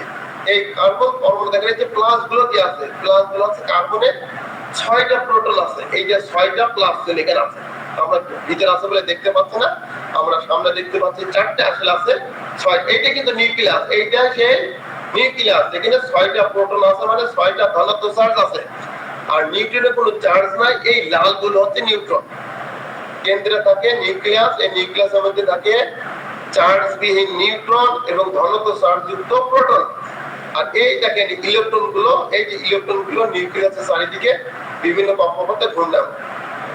এখন একটা ব্যাপার হলো যে পরমাণু কিন্তু চার্জ নিরপেক্ষ, অর্থাৎ পরমাণু ধনাত্মক চার্জও নেই ঋণাত্মক চার্জও নেই। তার কারণ হলো যে দেখেন কেন্দ্রে থাকে 6টা প্লাস, আর ওই 6টা নেগেটিভ চার্জ কিন্তু দেখেন বাইরে বিভিন্ন কক্ষপথে আছে। এই 6টা প্লাস এবং 6টা মাইনাস পরস্পরকে প্রশমিত করার কারণে আমাদের পরমাণু কোনো চার্জ নেই। তাহলে আমরা ওই প্রোটন সংখ্যাকে আমরা বলি পারমাণবিক সংখ্যা। প্রোটন সংখ্যাকে আমরা বলি পারমাণবিক সংখ্যা, অ্যাটমিক নাম্বার। তো যে কয়টা পরমাণু, যে কয়টা প্রোটন থাকবে সেই কয়টা ইলেকট্রন থাকবে, যে কোনো একটা জানলেই হবে। যে কয়টা প্রোটন থাকবে সেই কয়টাই ইলেকট্রন থাকবে। তো আমাদের রসায়নে এই পারমাণবিক সংখ্যা চার্ট আছে, আমরা অনেক সময় এইগুলো মুখস্থ করে রাখি যে কার পারমাণবিক সংখ্যা কত, অর্থাৎ কার কয়টা প্রোটন আছে এবং কার কয়টা ইলেকট্রন আছে। আমরা এই যে দেখি আরেকটু ভিতরে ঢুকলাম। আমরা এই যে আমরা প্রথমে শিখলাম ডাল্টনের পরমাণু মত এবং লেটেস্ট সর্বশেষ যে পরমাণু তত্ত্বে আমরা পড়ি বা লেটেস্ট, সেটা হচ্ছে যে আমাদের বোরের অ্যাটমিক মডেল, বোরের পরমাণু মতবাদ। সেটা কেমন? ডাল্টনের পরমাণু মতের সাথে অনেকটা মিল আছে, কিন্তু এখানে একটা পার্থক্য হলো যে ওই বোর বলছে যে ইলেকট্রন সময় এই যে ইলেকট্রন, এই যে হলুদ সার্কেল, এটা হচ্ছে ইলেকট্রন, বিভিন্ন কক্ষপথ আছে। এই ইলেকট্রন গুলো শক্তি শোষণ করে উচ্চতর শক্তি স্তরে যায়। আমরা যে ওই যে পোটেনটাইজেশনের যে ব্যাপারটা আমাদের শ্রদ্ধাভাজন স্যার আব্দুল মান্নান স্যার বলেছিলেন, সেই বিষয়টি এই যে ইলেকট্রন বিভিন্ন কক্ষপথে ঘূর্ণায়মান থাকে, এর শক্তি শোষণ করে উচ্চতর শক্তি স্তরে চলে যায় এবং আবার শক্তি হারিয়ে সে আবার নিম্নতর শক্তির স্তরে চলে আসে। এই কথাটা আমাদের কিন্তু বোর বলেছে, কার্বন এই কথা কিন্তু বলতে পারেনি, এই কথা বলেছে বোর। এবং সে কি পরিমাণের শক্তি শোষণ করবে সেইটা হচ্ছে যে এইচ নিউ। এইচ হলো প্লাঙ্ক মানে একজন বিজ্ঞানী, তিনি একটা মান দিয়েছেন, তিনার মান হচ্ছে 6.6 সামথিং আছে, আর নিউ হচ্ছে কম্পাঙ্ক। যে এই পরিমাণ শক্তি এইচ নিউ, এই পরিমাণ শক্তি সে শোষণ করে উপরের শক্তি স্তরে যাবে, আবার অনেক সময় সে এই পরিমাণ শক্তি হারিয়ে সে নিম্নতর শক্তি স্তরে আসবে। আমরা যে পোটেনটাইজেশনের কথাবার্তা বলি, এইটা তার প্রাথমিক কথাবার্তা একেবারে। এখানে দেখেন এই যে কক্ষপথ, এই কক্ষপথ গুলো আমরা এন দ্বারা প্রকাশ করি। এন ইংরেজি ছোট হাতের উপর এন, এন এর মান হচ্ছে 1 যদি হয় তাহলে আমরা বলি প্রথম কক্ষপথ। এন এর মান যদি 2 হয়ে থাকে তখন আমরা বলি দ্বিতীয় কক্ষপথ। এন এর মান যদি 3 হয়ে থাকে তখন আমরা বলি তৃতীয় কক্ষপথ। স্যার এন মানে কি? এন মানে এন অর্থটা? এন হলো কক্ষপথ নাম্বার স্যার। এন হলো কক্ষপথ নাম্বার স্যার। মানে কয়টা সার্কেল আছে, মানে কততম কক্ষপথ। এন মানে 1 মানে প্রথম কক্ষপথ। এই সার্কেল গুলো দিয়ে ঘোরে জি ইলেকট্রন গুলো, এই সার্কেল গুলোকে বলে কক্ষপথ। এবং এন দ্বারা কি ওয়ান আছে সেটা জানতে চাচ্ছি। এন মানে হচ্ছে নাম্বার অফ এন কিছু না, এন হচ্ছে কক্ষপথকে বোঝানো হচ্ছে এন। এন মানে 1 2 3 4 5 6 ইত্যাদি। যদি এন এর মান 1 হয়ে থাকে তখন এই যে প্রথম কক্ষপথ হবে। এন এর মান যখন আমরা 2 বলবো তখন আমরা বুঝে নিতে হবে এটা দ্বিতীয় কক্ষপথ। এন এর মান যখন 3 বলবো তখন আমরা বলতে হবে তৃতীয় কপ, এর মধ্যে যখন 4 বলবো তখন মানে চতুর্থ কপ, এর মধ্যে যখন 5 বলবো তখন সেটা হবে পঞ্চম কক্ষপথ। এখন এইগুলোকে আমরা অরবিটও বলে থাকি বাংলায়, সোনার বাংলায় এটা হচ্ছে কক্ষপথ, আমাদের রসায়নের ভাষায় এটাকে আমরা অরবিট বলে থাকি, অরবিট। এখন এইগুলোকে আমরা এই এন দ্বারা প্রকাশ না করে ইংরেজি বড় হাতের অক্ষর কে দ্বারা প্রকাশ করি। যেমন n সমান 1 প্রথম কক্ষপথ, এই কথা আমরা না বলে আমরা যদি বলি কে, তাও এটাকে প্রথম কক্ষপথই বুঝে নিতে হবে। কে এর পর হচ্ছে এল। আমরা যদি n সমান 2 না বলে থাকি, যদি এল বলে থাকি, তাহলে আমরা বুঝে নিতে হবে আমরা তৃতীয় কক্ষপথকে বলছি। কে কে এল, এল এর পর হচ্ছে এম, এম যদি বলে থাকি তাহলে আমরা বুঝে নিতে হবে যে তৃতীয় কক্ষপথ। এই দুই ভাবে আমরা উপস্থাপন করতে পারি। তো আমার মনে হয় নতুন একটা টপিক পড়ে আছে, এগুলো অন্য ধরনের। এই পর্যন্ত আমাদের সময় শেষ। একই ধরনের কথাবার্তা একেবারেই যেটাকে হয় সেই জায়গাটা আমরা আজকে বললাম। ধন্যবাদ স্যার। তাহলে কোনো প্রশ্ন থাকলে স্যার। স্যার ওই যে হেটেরোজেনিয়াস মিক্সচার, এটার বাংলাটা বুঝতে পারিনি স্যার। স্যার হেটেরো মানে হচ্ছে স্যার ভিন্ন, অসম মিশ্রণ, অসম মিশ্রণ। রাইট। মিশ্রণটা স্যার, মিশ্রণটা হলো দুটো পদার্থের ইয়ে থাকে। আপনি পানির মধ্যে লবণ দিলে পানি একটি পদার্থ, লবণ একটা পদার্থ। পানির মধ্যে লবণটা যদি সব জায়গায় আপনি যদি এই যে আমরা গোটা দিই না, চামচ দিয়ে নাড়া দিই, নেড়া দিয়ে সব জায়গায় যদি সমান অবস্থায় থাকে, সেটাই হলে বলা হয় হোমোজেনাস মিক্সচার। মানে একদম ফুললি মিশিয়েতে সব জায়গায় পানির সব জায়গায় সমান অবস্থা আছে। আপনি যেখান থেকেই নেন না কেন, ওই অ্যাটমিক নাম্বার বা অ্যাটমিক সংখ্যা আপনি সব জায়গা থেকে একই রকম পাবেন। হ্যাঁ, হেটেরোজেনাসটা হলো আপনার যে সব জায়গায় সমানভাবে থাকবে না। এই জায়গায় এটা তলায় পড়ে রয়েছে, বেশি ওপরে কম, এটা জেনাস। এটা আবার গোটা দিবেন, আবার একটু সমান হয়ে যাবে, কিন্তু ওরা স্থিতিশীল থাকবে না। এটাই হলো হোমোজেনাস আর হেটেরোজেনাসের মধ্যে পার্থক্য। আমাদের জাহাঙ্গীর স্যার করে হাত উঠেছিলেন, ওনার কিছু কোশ্চেন থাকতে পারে। স্যার বলেন প্লিজ। জাহাঙ্গীর স্যার যদি থাকেন। শুনতে পাচ্ছেন? জি স্যার বলেন। স্যার আমার একটা প্রশ্ন আছে স্যার, এই তরল পদার্থ নিয়ে, অবশ্য এটা ব্যাগকে লিখছে যে তরল পদার্থে আমরা ওখানে জানছিলাম যে স্যার তরল পদার্থ যে পাত্রে রাখা হয় সেই পাত্রের আকার ধারণ করে। এইখানে একটু আমার সমস্যা হয়েছে স্যার, দেখেছে আমি যদি স্বচ্ছ পাত্রে রাখি, দেখছে এক পাত্রে পানি, এক পাত্রে সয়াবিন তেল, এক পাত্রে সরিষার তেল, আমি দেখে বুঝতে পারতেছি রং দেখে। আবার যদি আমি যে পাত্রের রং দেখাচ্ছে ঘন কাঁচের পাত্র, সে পাত্রে তিনটায় রাখলে তিনটা একই রকম দেখা যাচ্ছে। কিন্তু ওইটা তো স্যার কঠিন পদার্থ রাখলেও ওই রকমই কাহিনী ঘটে। তাহলে আমরা তরল পদার্থের নির্দিষ্ট রং নেই বা বর্ণ নেই, এটা আসলে আমার মাথায় ঢোকে নাই। আমি একটু বলি, আমরা রং বর্ণন স্যার কথা বলিনি স্যার, আমরা বলছি shape volume sir, shape volume. আমাদের তরল পদার্থের নির্দিষ্ট আকৃতি নাই স্যার। অর্থাৎ যে পাত্র আপনি রাখবেন, আপনি এখন একটা পাকানো পাত্র রাখলেন, তাহলে ওই তরলটা সেই পাকানো পাত্রের মতো হয়ে গেল। আপনি একটা হচ্ছে যে সিলিন্ডার পাত্রে রাখলেন, তাহলে ওই একটা গ্লাসে রাখলেন, গ্লাসের আকৃতি হয়ে গেল। আমরা এইটা বলতে চাচ্ছি স্যার, নির্দিষ্ট আকৃতি নাই স্যার। জি sir, thank you sir. Sir ওই যে এটা উনি যেটা বলছেন যে সেটা হলো যে আপনি একটা ধরেন সোনার একটা কিউব, আপনি এই যে বার আসে না বার, কিন্তু আপনি তরল করতে কি ওরকম বারের মতো করতে পারবেন না? ওর জন্য একটা পাত্র লাগবে, এবং সেই পাত্র যে রকম আকৃতি সেরকম। তো এই কঠিন পদার্থ 4 কোণা হতে পারে, 3 কোণা হতে পারে, ষড়ভুজি হতে পারে, তারপরে অন্য মানে এরকম কোনো কোনাকুনি নাই, এরকম হতে পারে, গোল হতে পারে, ডিম্বাকৃতি হতে পারে। সেটা নিজস্ব ফর্মে নিজে থাকবে।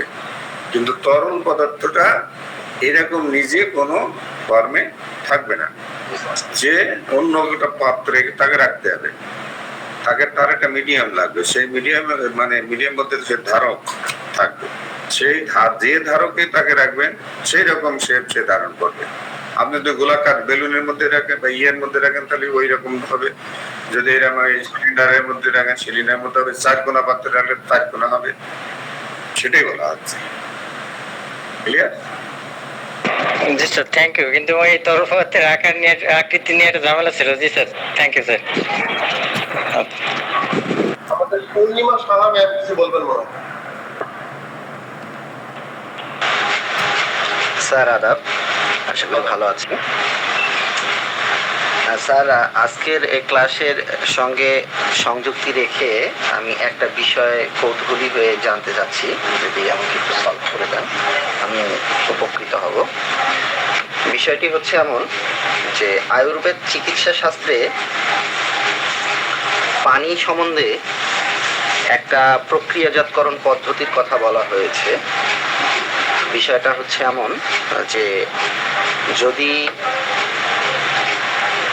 কোনো মানুষ প্রতিদিন সকালবেলা উঠে বিশুদ্ধ বায়ুযুক্ত অবস্থায়, যেখানে প্রাকৃতিক পরিবেশ বিরাজ করছে, খুব সুন্দর একটা প্রাকৃতিক আবহাওয়া বা প্রাকৃতিক পরিবেশ, উক্ত স্থানে সে যদি 2টি কাচের গ্লাস নেয় এবং সেখানে একটি গ্লাসের মধ্যে 1 গ্লাস পানি নেয়, নিয়ে এই উভয় গ্লাস মিলে আমরা যেভাবে সাধারণত 1 গ্লাস থেকে আর 1 গ্লাস শরবতকে মিক্সড করে থাকি, তো এই সেম ভাবে ওই পানিটাকে 1 গ্লাস থেকে অপর গ্লাস এবং 1 থেকে 2, 2 থেকে 1 এইভাবে অল্টার করে শরবতের মতো, যেটাকে আমরা ঢালা উবড়া বলি, এভাবে উপর থেকে আস্তে আস্তে যদি 100 বার করা যায়, সে বলা হচ্ছে যে প্রকৃতির একটা অদ্ভুতপূর্ব এক শক্তি এই পানির মধ্যে সঞ্চিত হয়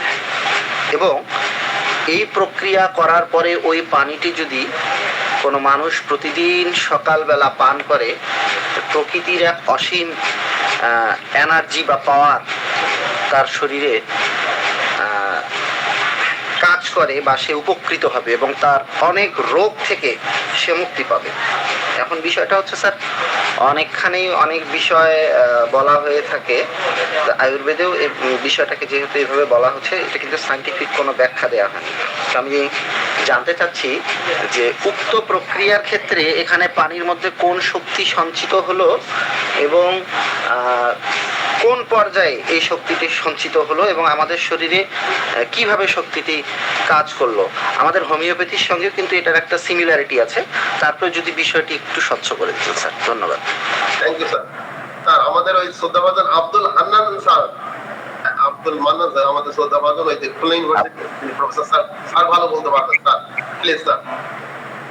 আচ্ছা স্যার, আমি যদি কেমিস্ট্রি ছাত্র নই, আপনি স্যার আপনি স্যার, হ্যাঁ, আপনার হলো যখন আপনি ওই যে নির্মল পরিবেশে যাবেন, বিশুদ্ধ বাতাস থাকবে ওখানে, আপনার যখন তখন সূর্য উদয় হতে থাকে, তাহলে সানলাইটের একটা আভা আসবে।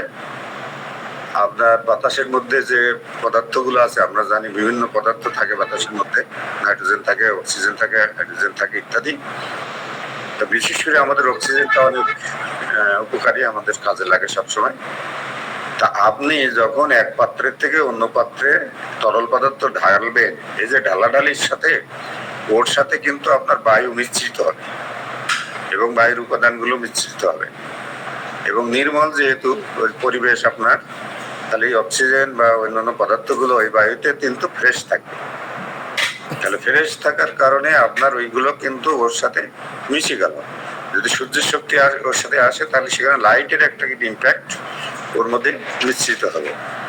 তাহলে এইখানে যে ইয়েটা পানি আপনি নর্মালি গ্লাস থেকে ঢেলে খাইলেন, আর ওই পানিটা বারবার আপনি আস্তে আস্তে ঢেলতেছেন, ওর সাথে কিছু কিছু করে বাতাস আছে। আপনারা হয়তো দেখেছেন, যারা ওই যে মাছের পোনা বিক্রি করতে নিয়ে যায়, তারা কিন্তু ওই পানিতে মাছ রেখে ওর পরে কিন্তু এরকম হাত দিয়ে মানে থাপ্পড় দিতে থাকে, পানিটা উলট পালট করতে থাকে। এর অর্থ হলো এই বাতাস থেকে আপনার অক্সিজেনটা পানির মধ্যে ঢুকানো হয়, কারণ মাছ তো অক্সিজেন ছাড়া বাঁচতে পারে না, পানির মধ্যে কিন্তু অক্সিজেন থাকে। সেই জন্য ওই মাছটা হাড়ির মধ্যে যেহেতু অক্সিজেনের শর্টেজ হয়, অনেকগুলো মাছ একসাথে থাকে, ওখানে থাবাইতে থাবাইতে কিন্তু সে ওই অক্সিজেন মিশ্রিত করে। ওই পরিবেশে ওই পানির মধ্যে কিন্তু আপনার বিশুদ্ধ অক্সিজেন এবং অন্যান্য এগুলো বাতাস থেকে আপনার ওই পানির মধ্যে সঞ্চারিত হচ্ছে, যেটি আমাদের হয়তো গ্রহণ করলে বিভিন্ন উপকার হতে পারে। এটা হলো মোটামুটি একটা সাধারণ ব্যাখ্যা।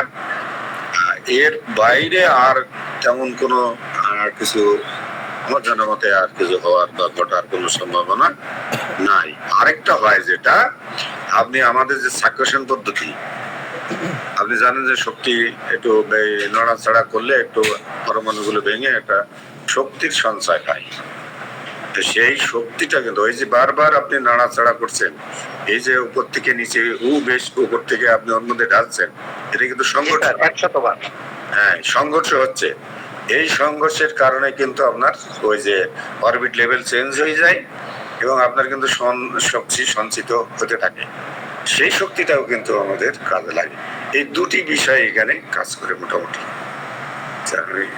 মোট কথা স্যার, বাহিরের পরিবেশ থেকে আমরা যে অক্সিজেনটা সাধারণীকরণ ভাবে পাচ্ছি, সেখানে কিন্তু অক্সিজেন বা বায়ুর অন্যান্য পদার্থ এবং আমাদের প্রকৃতির তৎকালীন সময় যে সূর্যের আলোক রশ্মির যে বিষয়গুলো উক্ত পানির মধ্যে সঞ্চিত হচ্ছে, ওটা এক প্রকারের পোটেন্টাইজ হয়ে যাচ্ছে এবং সেটা সূক্ষ্ম আকারে। আমরা বায়ু থেকে যেটা পাচ্ছি র আকারে, কিন্তু এটা যখন এক পাত্র থেকে আরেক পাত্রে অল্টার করা হচ্ছে 100 বার, তো সেখানে অবশ্যই একটা পোটেন্টাইজ প্রক্রিয়া, সাক্কাশন প্রক্রিয়া হচ্ছে। তো সেখানে সূক্ষ্ম থেকে সূক্ষ্মতর ভাবে এই দেখা যাচ্ছে বায়ুর অণু পরমাণুগুলো একদম ইলেকট্রন, প্রোটন, নিউট্রন অথবা তার থেকেও সূক্ষ্মতর আইসোটোপ পদ্ধতিতে সেখানে সঞ্চিত হচ্ছে এবং সেটা আমরা যদি গ্রহণ করি বা পান করি, তাহলে যাচ্ছে খুব কুইকলি, খুব দ্রুত আমাদের শরীরে একটা পজিটিভ এনার্জি নিয়ে আসবে, শোষিত হয় এবং এনার্জি আকারে যায়। তো জি স্যার, ডাইরেক্ট আপনার এনার্জি আকারে যায় এবং ডাইরেক্ট অ্যাকশনে চলে যেতে পারে। জি স্যার, এই জন্য ওইটা ভালো। এই জন্য আমাদের তো খোলা বাতাসে হাঁটাহাঁটি করতে বলা হয়, কেন ফ্রেশ হাওয়াটা আপনি যখন নড়াচড়া করতেছেন, আপনার এর সাথে বাতাসটা করতেছেন, ধাক্কা খেয়ে করতেছেন, এইগুলোর অনেক ব্যাপার স্যাপার আছে। অর্থাৎ এখান থেকে আমরা স্যার এটাও বুঝতে পারছি যে আসলে আমাদের হোমিওপ্যাথি চিকিৎসা শাস্ত্রের থেকে কিন্তু অনেক পুরাতন চিকিৎসা শাস্ত্র কিন্তু আয়ুর্বেদ। তো সেখানেও কিন্তু এই যে পোটেন্টাইজ প্রক্রিয়ার একটা বিষয় আছে, হয়তোবা তারা পোটেন্টাইজ প্রক্রিয়াকে স্পেসিফিক ভাবে তারা প্রকাশ করতে পারেনি, কিন্তু আমাদের পোটেন্টাইজ প্রক্রিয়ার সঙ্গে এই যে পানিটাকে শক্তিকরণের একটা বিশেষ সিমিলারিটি এখানে আছে এবং এটা সূক্ষ্মভাবে আমাদের শরীরে যেরূপ ক্রিয়া করবে, দেখা যাচ্ছে এটা অক্সিজেন যুক্ত পরিবেশে আমি হাঁটার পরে ওই অক্সিজেন আমার উপকার করতে যে পরিমাণ সময় লাগবে তার থেকেও অনেক অনেক দ্রুত কাজ করবে এই যে পোটেন্টাইজ প্রক্রিয়া, যে পানিটা আমি শক্তিকরণ করলাম, এই পানিটা খুব দ্রুত উপকৃত হব।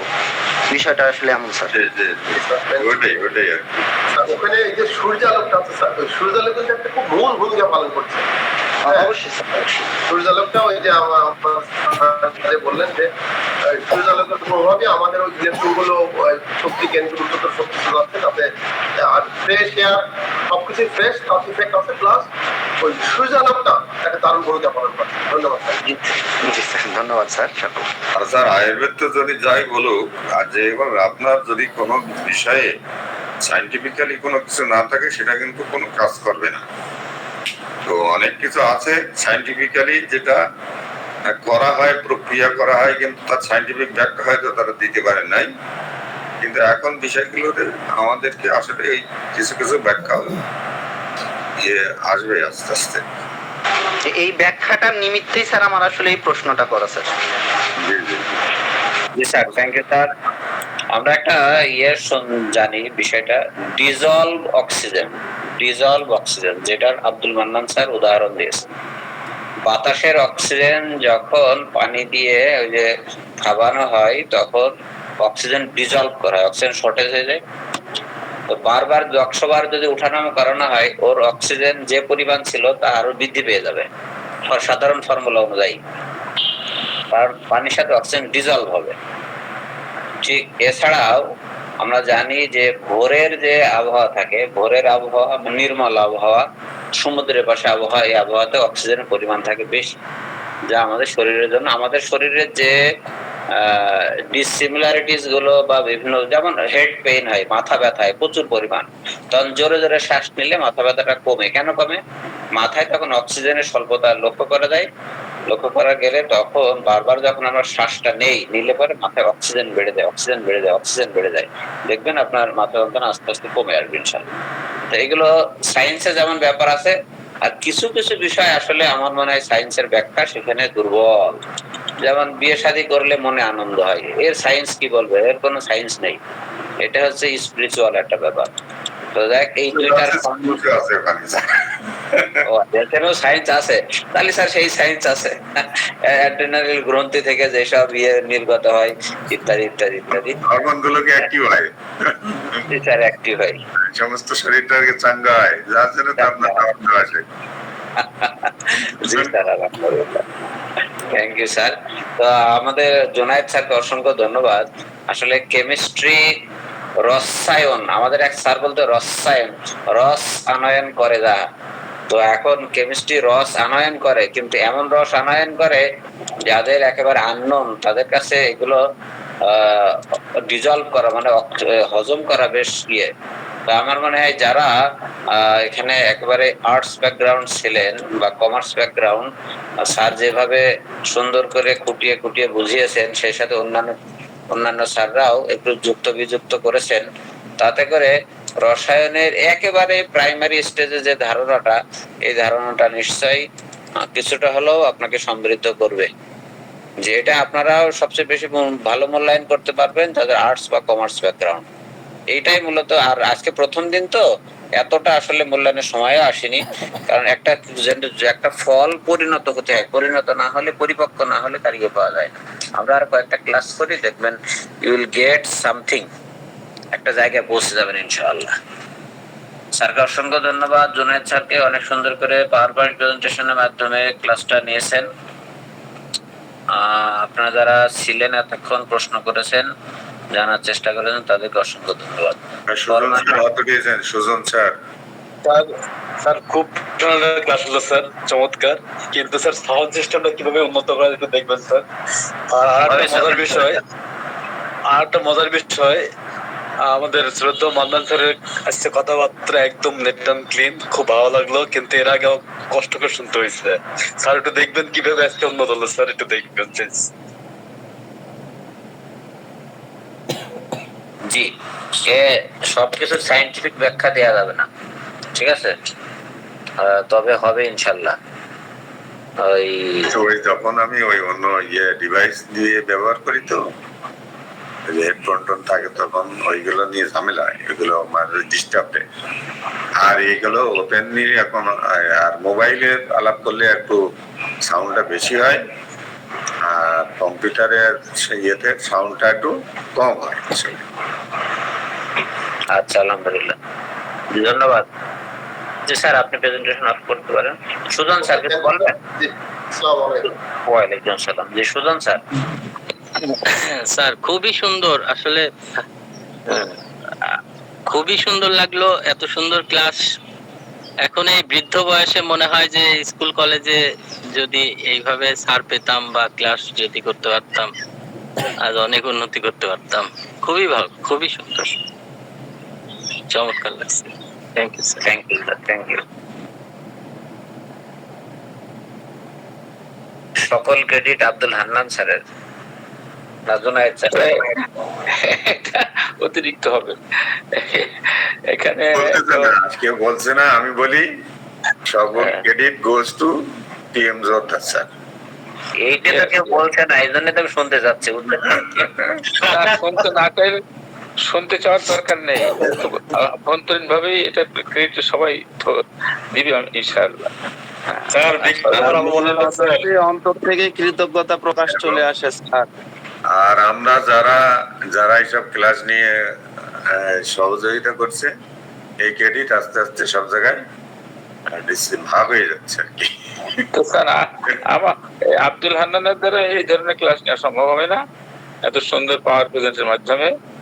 শুধু অবশ্যই সম্ভব স্যার, হোয়াই নট।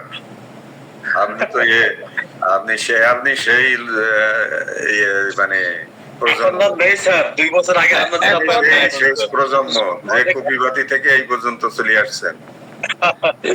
আমরা সেই প্রজন্ম, আমরা শেষ প্রজন্ম। এরপরে আর ওই প্রজন্ম আসবে না যারা গরুর গাড়ি চালানো থেকে বিমান চালানো পর্যন্ত চলে আসছে। সুতরাং আপনি দেখেন শেষ পর্যন্ত জোয়ারদার স্যার ওনাকে আয়না করে নিয়ে গেলেন স্যার। হ্যাঁ, সেটাই আর কি। আপনি চেষ্টা করেন কার্বন ডাইঅক্সাইড আর মিথেন যদি পাশাপাশি থাকতে পারে তাহলে অবশ্যই আব্দুল মান্নান, আব্দুল হান্নান পাশাপাশি থাকবে ইনশাআল্লাহ, সমস্যা নেই। কিন্তু স্যার আমার সমস্যা হয় কোনটা যে হান্নান স্যার আর কোনটা যে মান্নান স্যার আলাদা করতে পারি না, গুলাই ফেলাই, বুঝছেন স্যার? ওই হান্নান আর মান্নান স্যারকে আমি আলাদা করতে পারি না, গুলাই ফেলাই। আমার ভান্ডারে কিছু নাই, আপনার ভান্ডারে দেখেন কত ফল সবজি। আল্লাহ, ঠিক আছে। জয়নাল আব্দিন স্যারকে অসংখ্য ধন্যবাদ। আমি তো ওই নামটা প্রথমে আমি করেছিলাম, পরে আপনার প্রোফাইলে ঢুকে দেখছি যে আমি আপনাকে রিকোয়েস্ট দিয়েছি, আপনি ফ্রেন্ড রিকোয়েস্ট দিয়েছেন তার আগে, তখন ঠিক স্যার আপনি 3 ডট আছে না, 3 ডটে ক্লিক দেন, 3 ডটে জোনায়েদ স্যার ক্লিক দেন, মোর অপশনে দেন, এখানে আসছে না presentation of,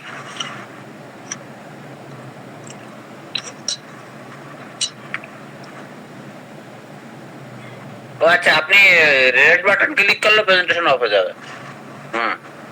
then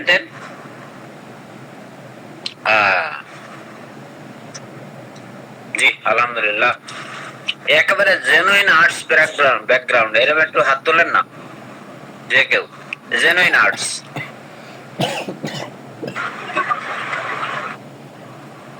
G sir বলেন স্যার। আব্দুল্লাহ রিজওয়ান স্যার, আপনি আজকে যে ক্লাসটা হলো, আমি জানি না আপনার সম্পর্কে, যদিও আপনি আমাদের সম্মানিত সদস্য, আজকের এই কেমিস্ট্রি ক্লাস থেকে কিছুটা হলো মলিকুল সম্পর্কে ধারণা পাওয়া গেল কিনা স্যার, বা যেটা হোমিওপ্যাথির সাথে যুক্ত, যদি বলতেন। হ্যালো, আপনি অনেক আনমিউট করে বলেন, আনমিউট করে বলেন।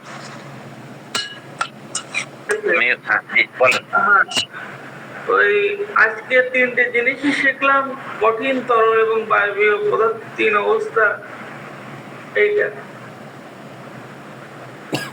হ্যালো জি জি জি, এইটা শিখলাম। আর আমি হোমিওপ্যাথি এখনো শেষ করিনি, 3rd ইয়ারে পড়ি, শেষ হবে এই বছর।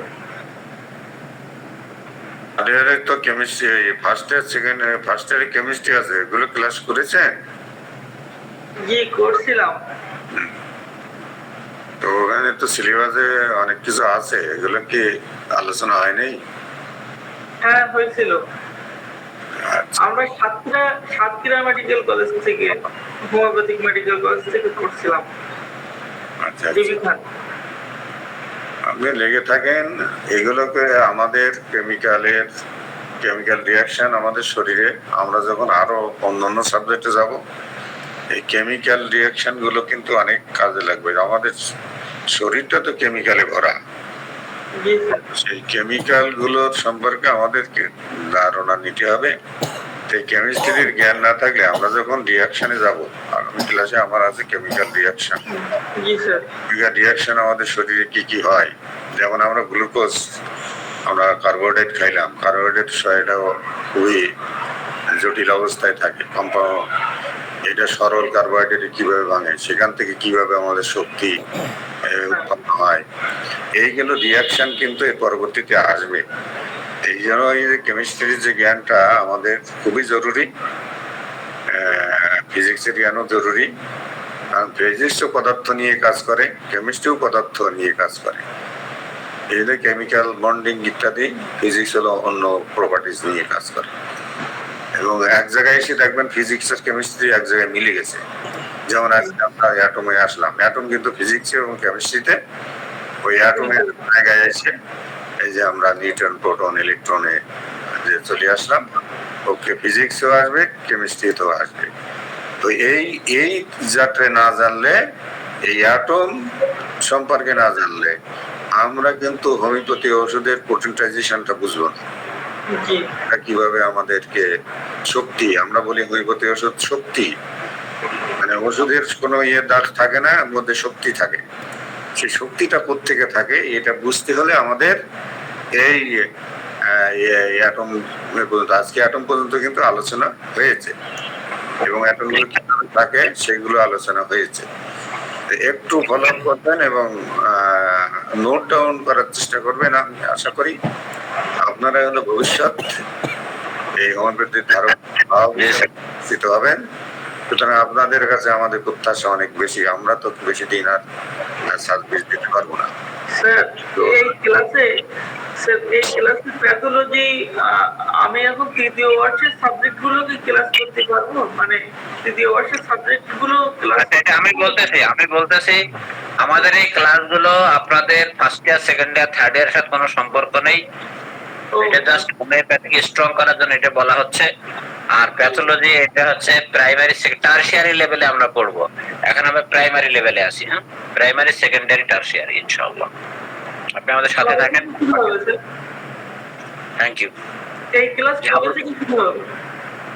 এই ক্লাসটা কোনটা? প্যাথোলজি টারশিয়ারি লেভেলের এই ক্লাসটা ওটা আমাদের 6 মাস করে আমরা আগানোর চেষ্টা করবো। সময় লাগবে। জি জি ঠিক আছে, বুঝতে পারছি। ওকে জি, আবুল কাশেম স্যার মনে হয় হাত উঠিয়েছেন। জি আসসালামু আলাইকুম। ওয়ালাইকুম আসসালাম। এই যে আজকে ক্লাস তো হোমোজেনাস না, মানে হেটেরোজেনাস, মানে পার্টিসিপেন্টস না, সেটা মাথার মধ্যে রেখে এই ক্লাসটা সাজালে বা এরকম করা যায় কিনা। দুটো শব্দ আছে না, হোমোজেনাস, হেটেরোজেনাস। আমার তো এখানে যে পার্টিসিপেন্টস তারা হেটেরোজেনাস না, হোমোজেনাস না। অবশ্যই হেটারোজেনাস স্যার।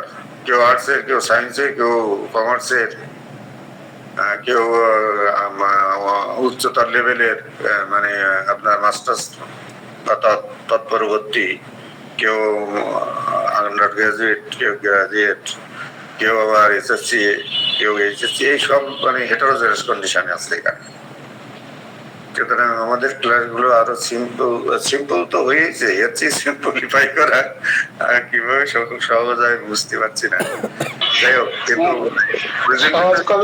অনেক সহজ কথা যায় না বলা সহজে, এটাই আসলে বলা যায়। তো বলার সময় হয়তো আমরা অন্য ভাষাটা বা এক্সপ্রেশনটা বা উদাহরণ গুলো আরেকটু করতে পারি আর কি। আর আরো ব্যাপার কি স্যার, বেশি সহজীকরণ করলে আবার ভ্যালুস কমে যাবে, এটা একটা ব্যাপার আছে। না না, কমবে না, এই কথা বলি আমরা ভয়ঙ্কর ভাবে উপস্থাপন করি। হোমিওপ্যাথিক মহাসাগর, এটা অমুক জবানের তলা নাই, অমুক নাই, তার ফলে বিপজ্জনক হচ্ছে। এর উৎকৃষ্ট উদাহরণ তো স্যার আপনি নিজেই স্যার। আমি তো ভয় কেন, আমি সবসময় না, আমি কিভাবে উদাহরণ, কারণ আপনি আমাদের সুন্দর সুন্দর জায়গাগুলো যেখানে আমাদের ব্যবসায় ঘটে সুন্দর করে ঘটে দেন, ওগুলো না ধরলেই বা কি হতো, ওগুলো না ধরলে ক্ষতি হতো না। না থ্যাংক ইউ। না, তাহলে আপনি ধরেন, তাহলে এইটা ধরার ফলেই ওই জিনিসটা আমরা দেখি, ক্লাসগুলো আবার এক জায়গাতে আরেক জায়গায় আমরা চলে যাই। এটাই তো আমাদের একটা বৈচিত্র্য এবং আমাদের আনন্দ, এবং সেই জায়গাটাই আমরা শিখি, মানে সহজ থেকে কঠিন, কঠিন থেকে সহজ, বিভিন্ন প্রক্রিয়ার মাধ্যমে। ইনশাল্লাহ যেহেতু একটা ক্লাস হয়েছে, আরো হবে, তখন আমরা আস্তে আস্তে সহজ হয়ে যাবে। আমরা যাই বলি না কেন, কোন একটা বইয়ের প্রথম চ্যাপ্টার যেরকম, তার আগে থাকে কিন্তু মুখবন্ধ বা প্রিএমবেলটা কিন্তু অনেক কঠিন একটা বিষয়। তো ঠিক সেরকম একটা ব্যাপার। ইনশাল্লাহ ঠিক হয়ে যাবে দুই একটা ক্লাস পরে। জি Abul Kashem sir. Thank you. জি স্যার, জাযাকাল্লাহ। আর কেমিস্ট্রি আর ফিজিক্স কোন জায়গায় এক হয়ে গিয়েছে, এইটা যদি কারো বুঝতে অসুবিধা হয়, আপনি 3 দিন বাড়িতে বাজার কারো বন্ধ করে দেন, তখন বুঝবেন কেমিস্ট্রি আর ফিজিক্স কোন জায়গায় এক হয়ে যায়। জি জি স্যার, থ্যাংক ইউ, ধন্যবাদ। আজকে একটা সুন্দর একটা সকালে আমরা আমাদের বিজ্ঞান ভিত্তিক ক্লাসে আমরা যুক্ত হয়ে বিভিন্ন বিষয় জানলাম, পরস্পরের সহযোগিতায় এই প্রসেসটা আমাদের অব্যাহত থাকবে এই প্রত্যাশা নিয়ে আমরা আজকের হলিস্টিক হেলথ স্টাডি গ্রুপের গুড মর্নিং ক্লাসের সমাপ্তি ঘটাচ্ছি। সকলেই ভালো থাকুন, দিনটা সকলের জন্য হলো ভালো থাকুন, জি ভালোর সাথে থাকি। আসসালামু আলাইকুম।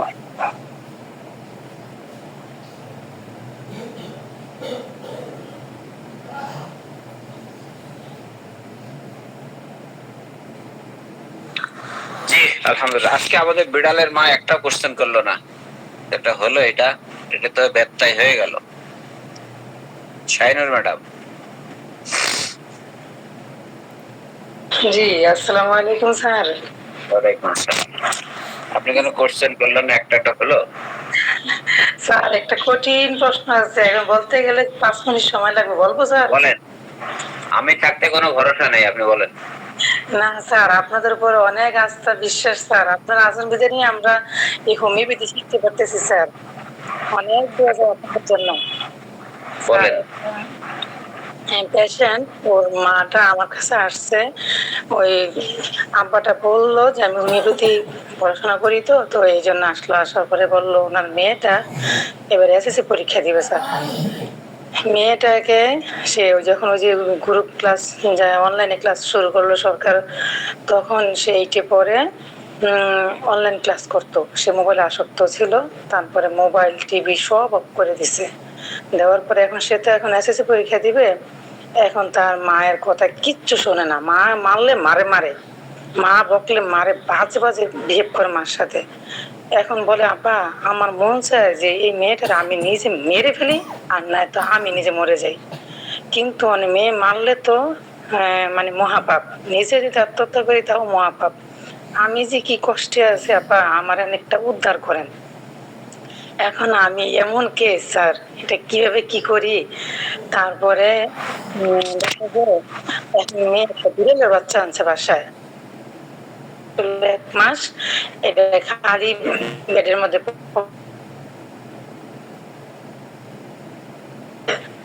বিড়ালের বাচ্চা আমি দেখতে পারি না।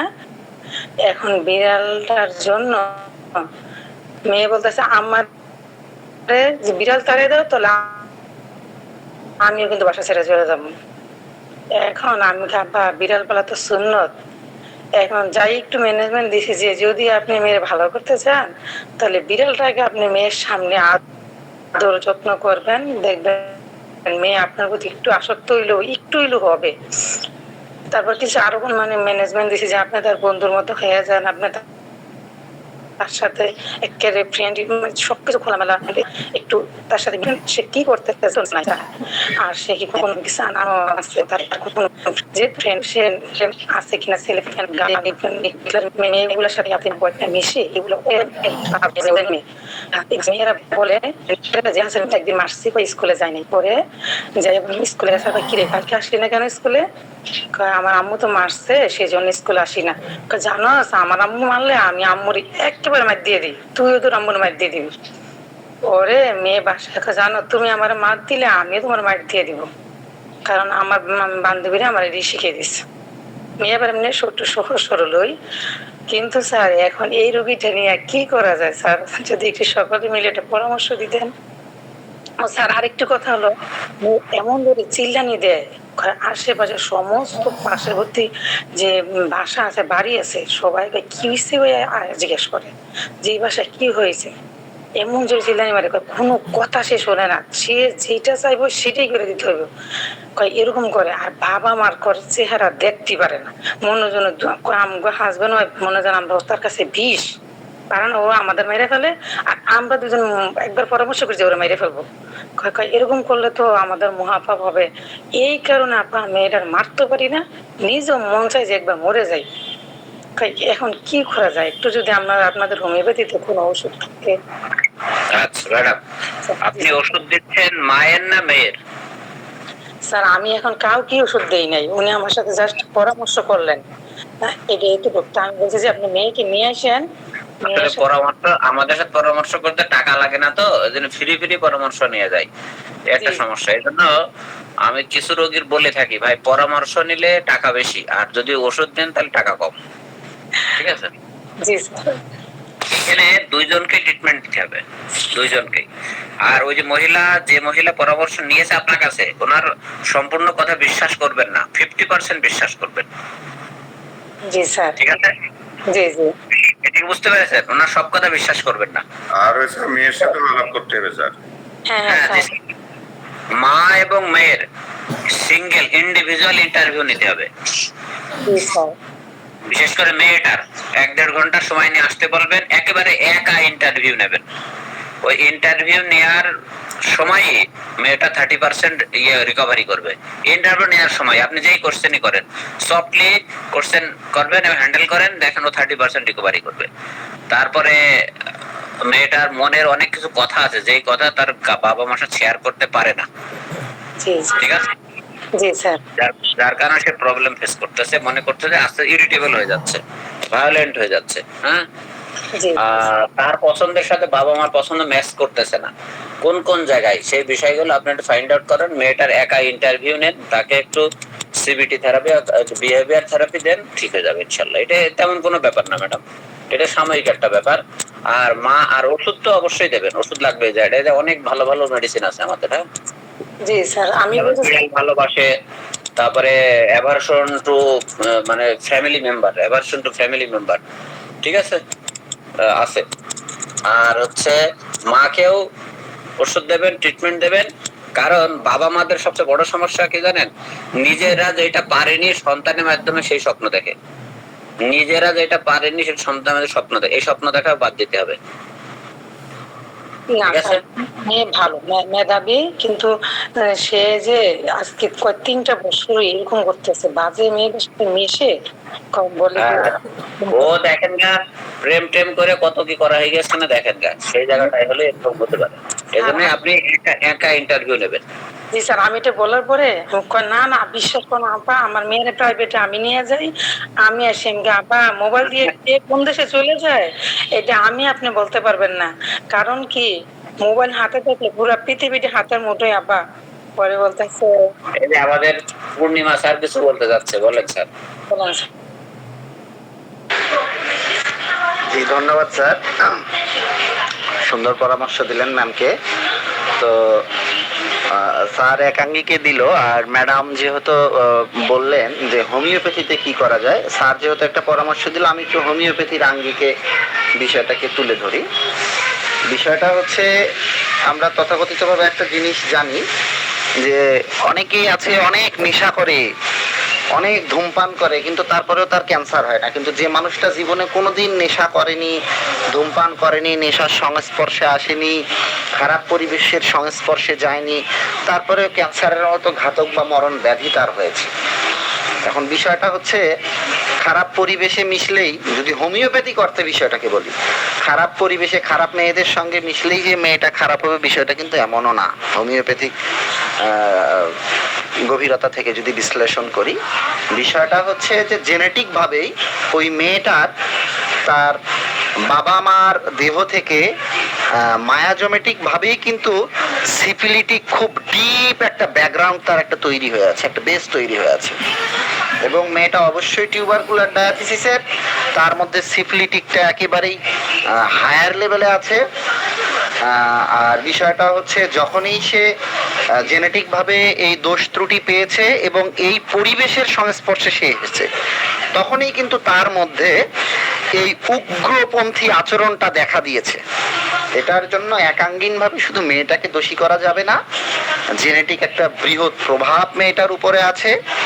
তো সেখানে অবশ্যই মেয়েটাকে কাউন্সিলিং এর প্রয়োজন, কাউন্সিলিং এর কোনো বিকল্প নাই। স্যার যে পরামর্শগুলো দিলেন, এই পরামর্শগুলো অবশ্যই আপনি মেনটেন করার চেষ্টা করবেন। এবং পাশাপাশি রেপার্টারাইজেশন করে আমাদের হোমিওপ্যাথিতে অসংখ্য মেডিসিন আছে, তার আসলে এই উগ্রতার পিছনের কারণটা যদি আপনি উদ্ঘাটন করতে পারেন। আমাদের হোমিওপ্যাথি যেহেতু কসের মূল্য অনেক বেশি, কারণের মূল্য অনেক বেশি। 3 বছর থেকে যেটা শুরু হলো, এর পিছনে নির্ঘাত কোনো কারণ আছে। 3 বছর আগে এমন একটা কোনো বিব্রতকর অপ্রীতিকর ঘটনা ওই মেয়েটার সঙ্গে ঘটে গিয়েছে, যেটা সে নিতে পারেনি। হতে পারে স্টাফাইসিক্রিয়ার একটা লেভেল থাকতে পারে, হতে পারে লাইসিনের একটা বেস থাকতে পারে, এরকম কোথাও না কোথাও একটা মানে গভীর বিষয় তার মধ্যে লুকায়িত অবস্থায় আছে। এই বিষয়টাকে আমাদের হোমিওপ্যাথি উচ্চ পোটেন্সির মেডিসিন দিতে হবে তাকে, প্লাস সর্বাগ্রে তাকে যেটা করতে হবে সেটা হচ্ছে কাউন্সিলিং। এবং মেয়েকে স্যার যেটা বললেন যে একান্তভাবে তার মনের অব্যক্ত কথাগুলো শোনা এবং তাকে সেটাতে সহযোগিতা করা, সেটা থেকে রিকভারি করা, এবং তার মায়ের কাছ থেকে একান্ত পরবর্তীতে আবারও বিষয়গুলো রিপিট করে শোনা। ধন্যবাদ স্যার। ধন্যবাদ স্যার। স্যার ওর মায়ের এই বাচ্চাটা যখন মেয়েটা পৃথিবীতে আসে এর আগে একটা বেবি কনসেপ্ট করে, তখন স্যার ওই বেবিটারে ওনারা অ্যাবর্শন করে ফেলছে। অ্যাবর্শন একবার করার পরে কিছু অংশ ছিল স্যার তার ইউটেরাসে থাকার পরে ওই আবার বাকি অংশটা আবারও 3 মাস পরে দেখছি ভীষণ পেট ব্যথা করে, আবারও সে আবার অ্যাবর্শন করাইছে। স্যার আমি আবার জিজ্ঞেস করলাম যে এই মেয়েটার আগে কি কোনো আপনার কোনো বেবি বা কিছু হয়েছে কিনা? বলে হ্যাঁ আপা, একটা আমরা ইচ্ছাকৃতভাবে হাজব্যান্ড ওয়াইফ কি করলাম, এই বেবিটা আমরা নিতে চাচ্ছি না। এটা মনে হয় স্যার কোন একটা তার সে কিছু লুকাচ্ছে আমার কাছে, মনে হয় এটা তার অবৈধ বা কিছু একটা ছিল স্যার, যেটা নাকি ওই অ্যাবর্শন করে ফেলছে। তা আমি বললাম যে আপনাদের তো যদি বহির্বিক ভাবে মানে বিবাহ হয়েছে, তাহলে আপনার সন্তানটা কেন নিলেন না? কাপা যে কোনো একটা কারণে আমরা এটা অ্যাবর্শন করে ফেলছি। আমি কি হয়তো বা এখানেও যদি ম্যাম আপনি সিমিলারিটি খোঁজেন, সে তার সন্তানকে অ্যাবর্শন করেছে, সে তার সন্তানকে অ্যাবর্শন করেছে, সে ধ্বংসযজ্ঞ চালিয়েছে, এখন তার সন্তান তাকে অ্যাবর্শন করতেছে, তার উপরে ধ্বংসযজ্ঞ চালাচ্ছে। এখানে হোমিওপ্যাথি সিমিলারিটি, এটাই সাদৃশ্য বিধান। অর্থাৎ ডিপ মানে অ্যান্টিসিফিলিটিক বা সিফিলিটিক যে মায়াজমেটিক বেস, সেটা তৈরি হয়েছে তার পিতামাতার কাছ থেকে। ওই জন্যই বললাম যে একাঙ্গিন ভাবে এই মেয়েকে কখনোই দায়ী করা যাবে না। এই বেসটা শুরুই হয়েছে, ধ্বংসযজ্ঞ শুরুই করেছে তো পিতামাতা। তাহলে তার মেয়ে সেই পরিবেশের সংস্পর্শে এসে কেন সেই কাজ করবে না? এটা স্বাভাবিক, ল অফ নেচার, প্রকৃতির নীতিতেই সে এগোচ্ছে।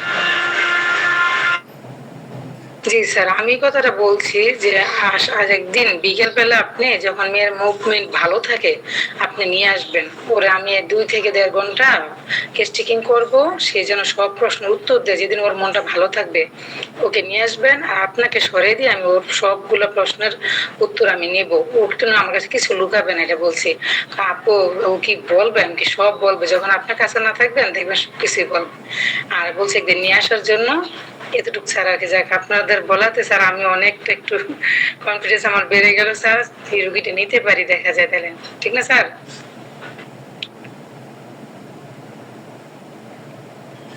জি জি জি, সেই অর্ধেক আমাদের পাঠাই দিয়ে। ধন্যবাদ। জি স্যার, দোয়া করবেন। বেশি নেবেন, এই রুগীর কাছ থেকে টাকা বেশি নেবেন, তাহলে কাজ হবে। আচ্ছা ঠিক আছে স্যার, দেখি স্যার যতটুকু আর কি। সবাইকে ধন্যবাদ, মিথুন স্যারকে ধন্যবাদ। আসসালামু আলাইকুম।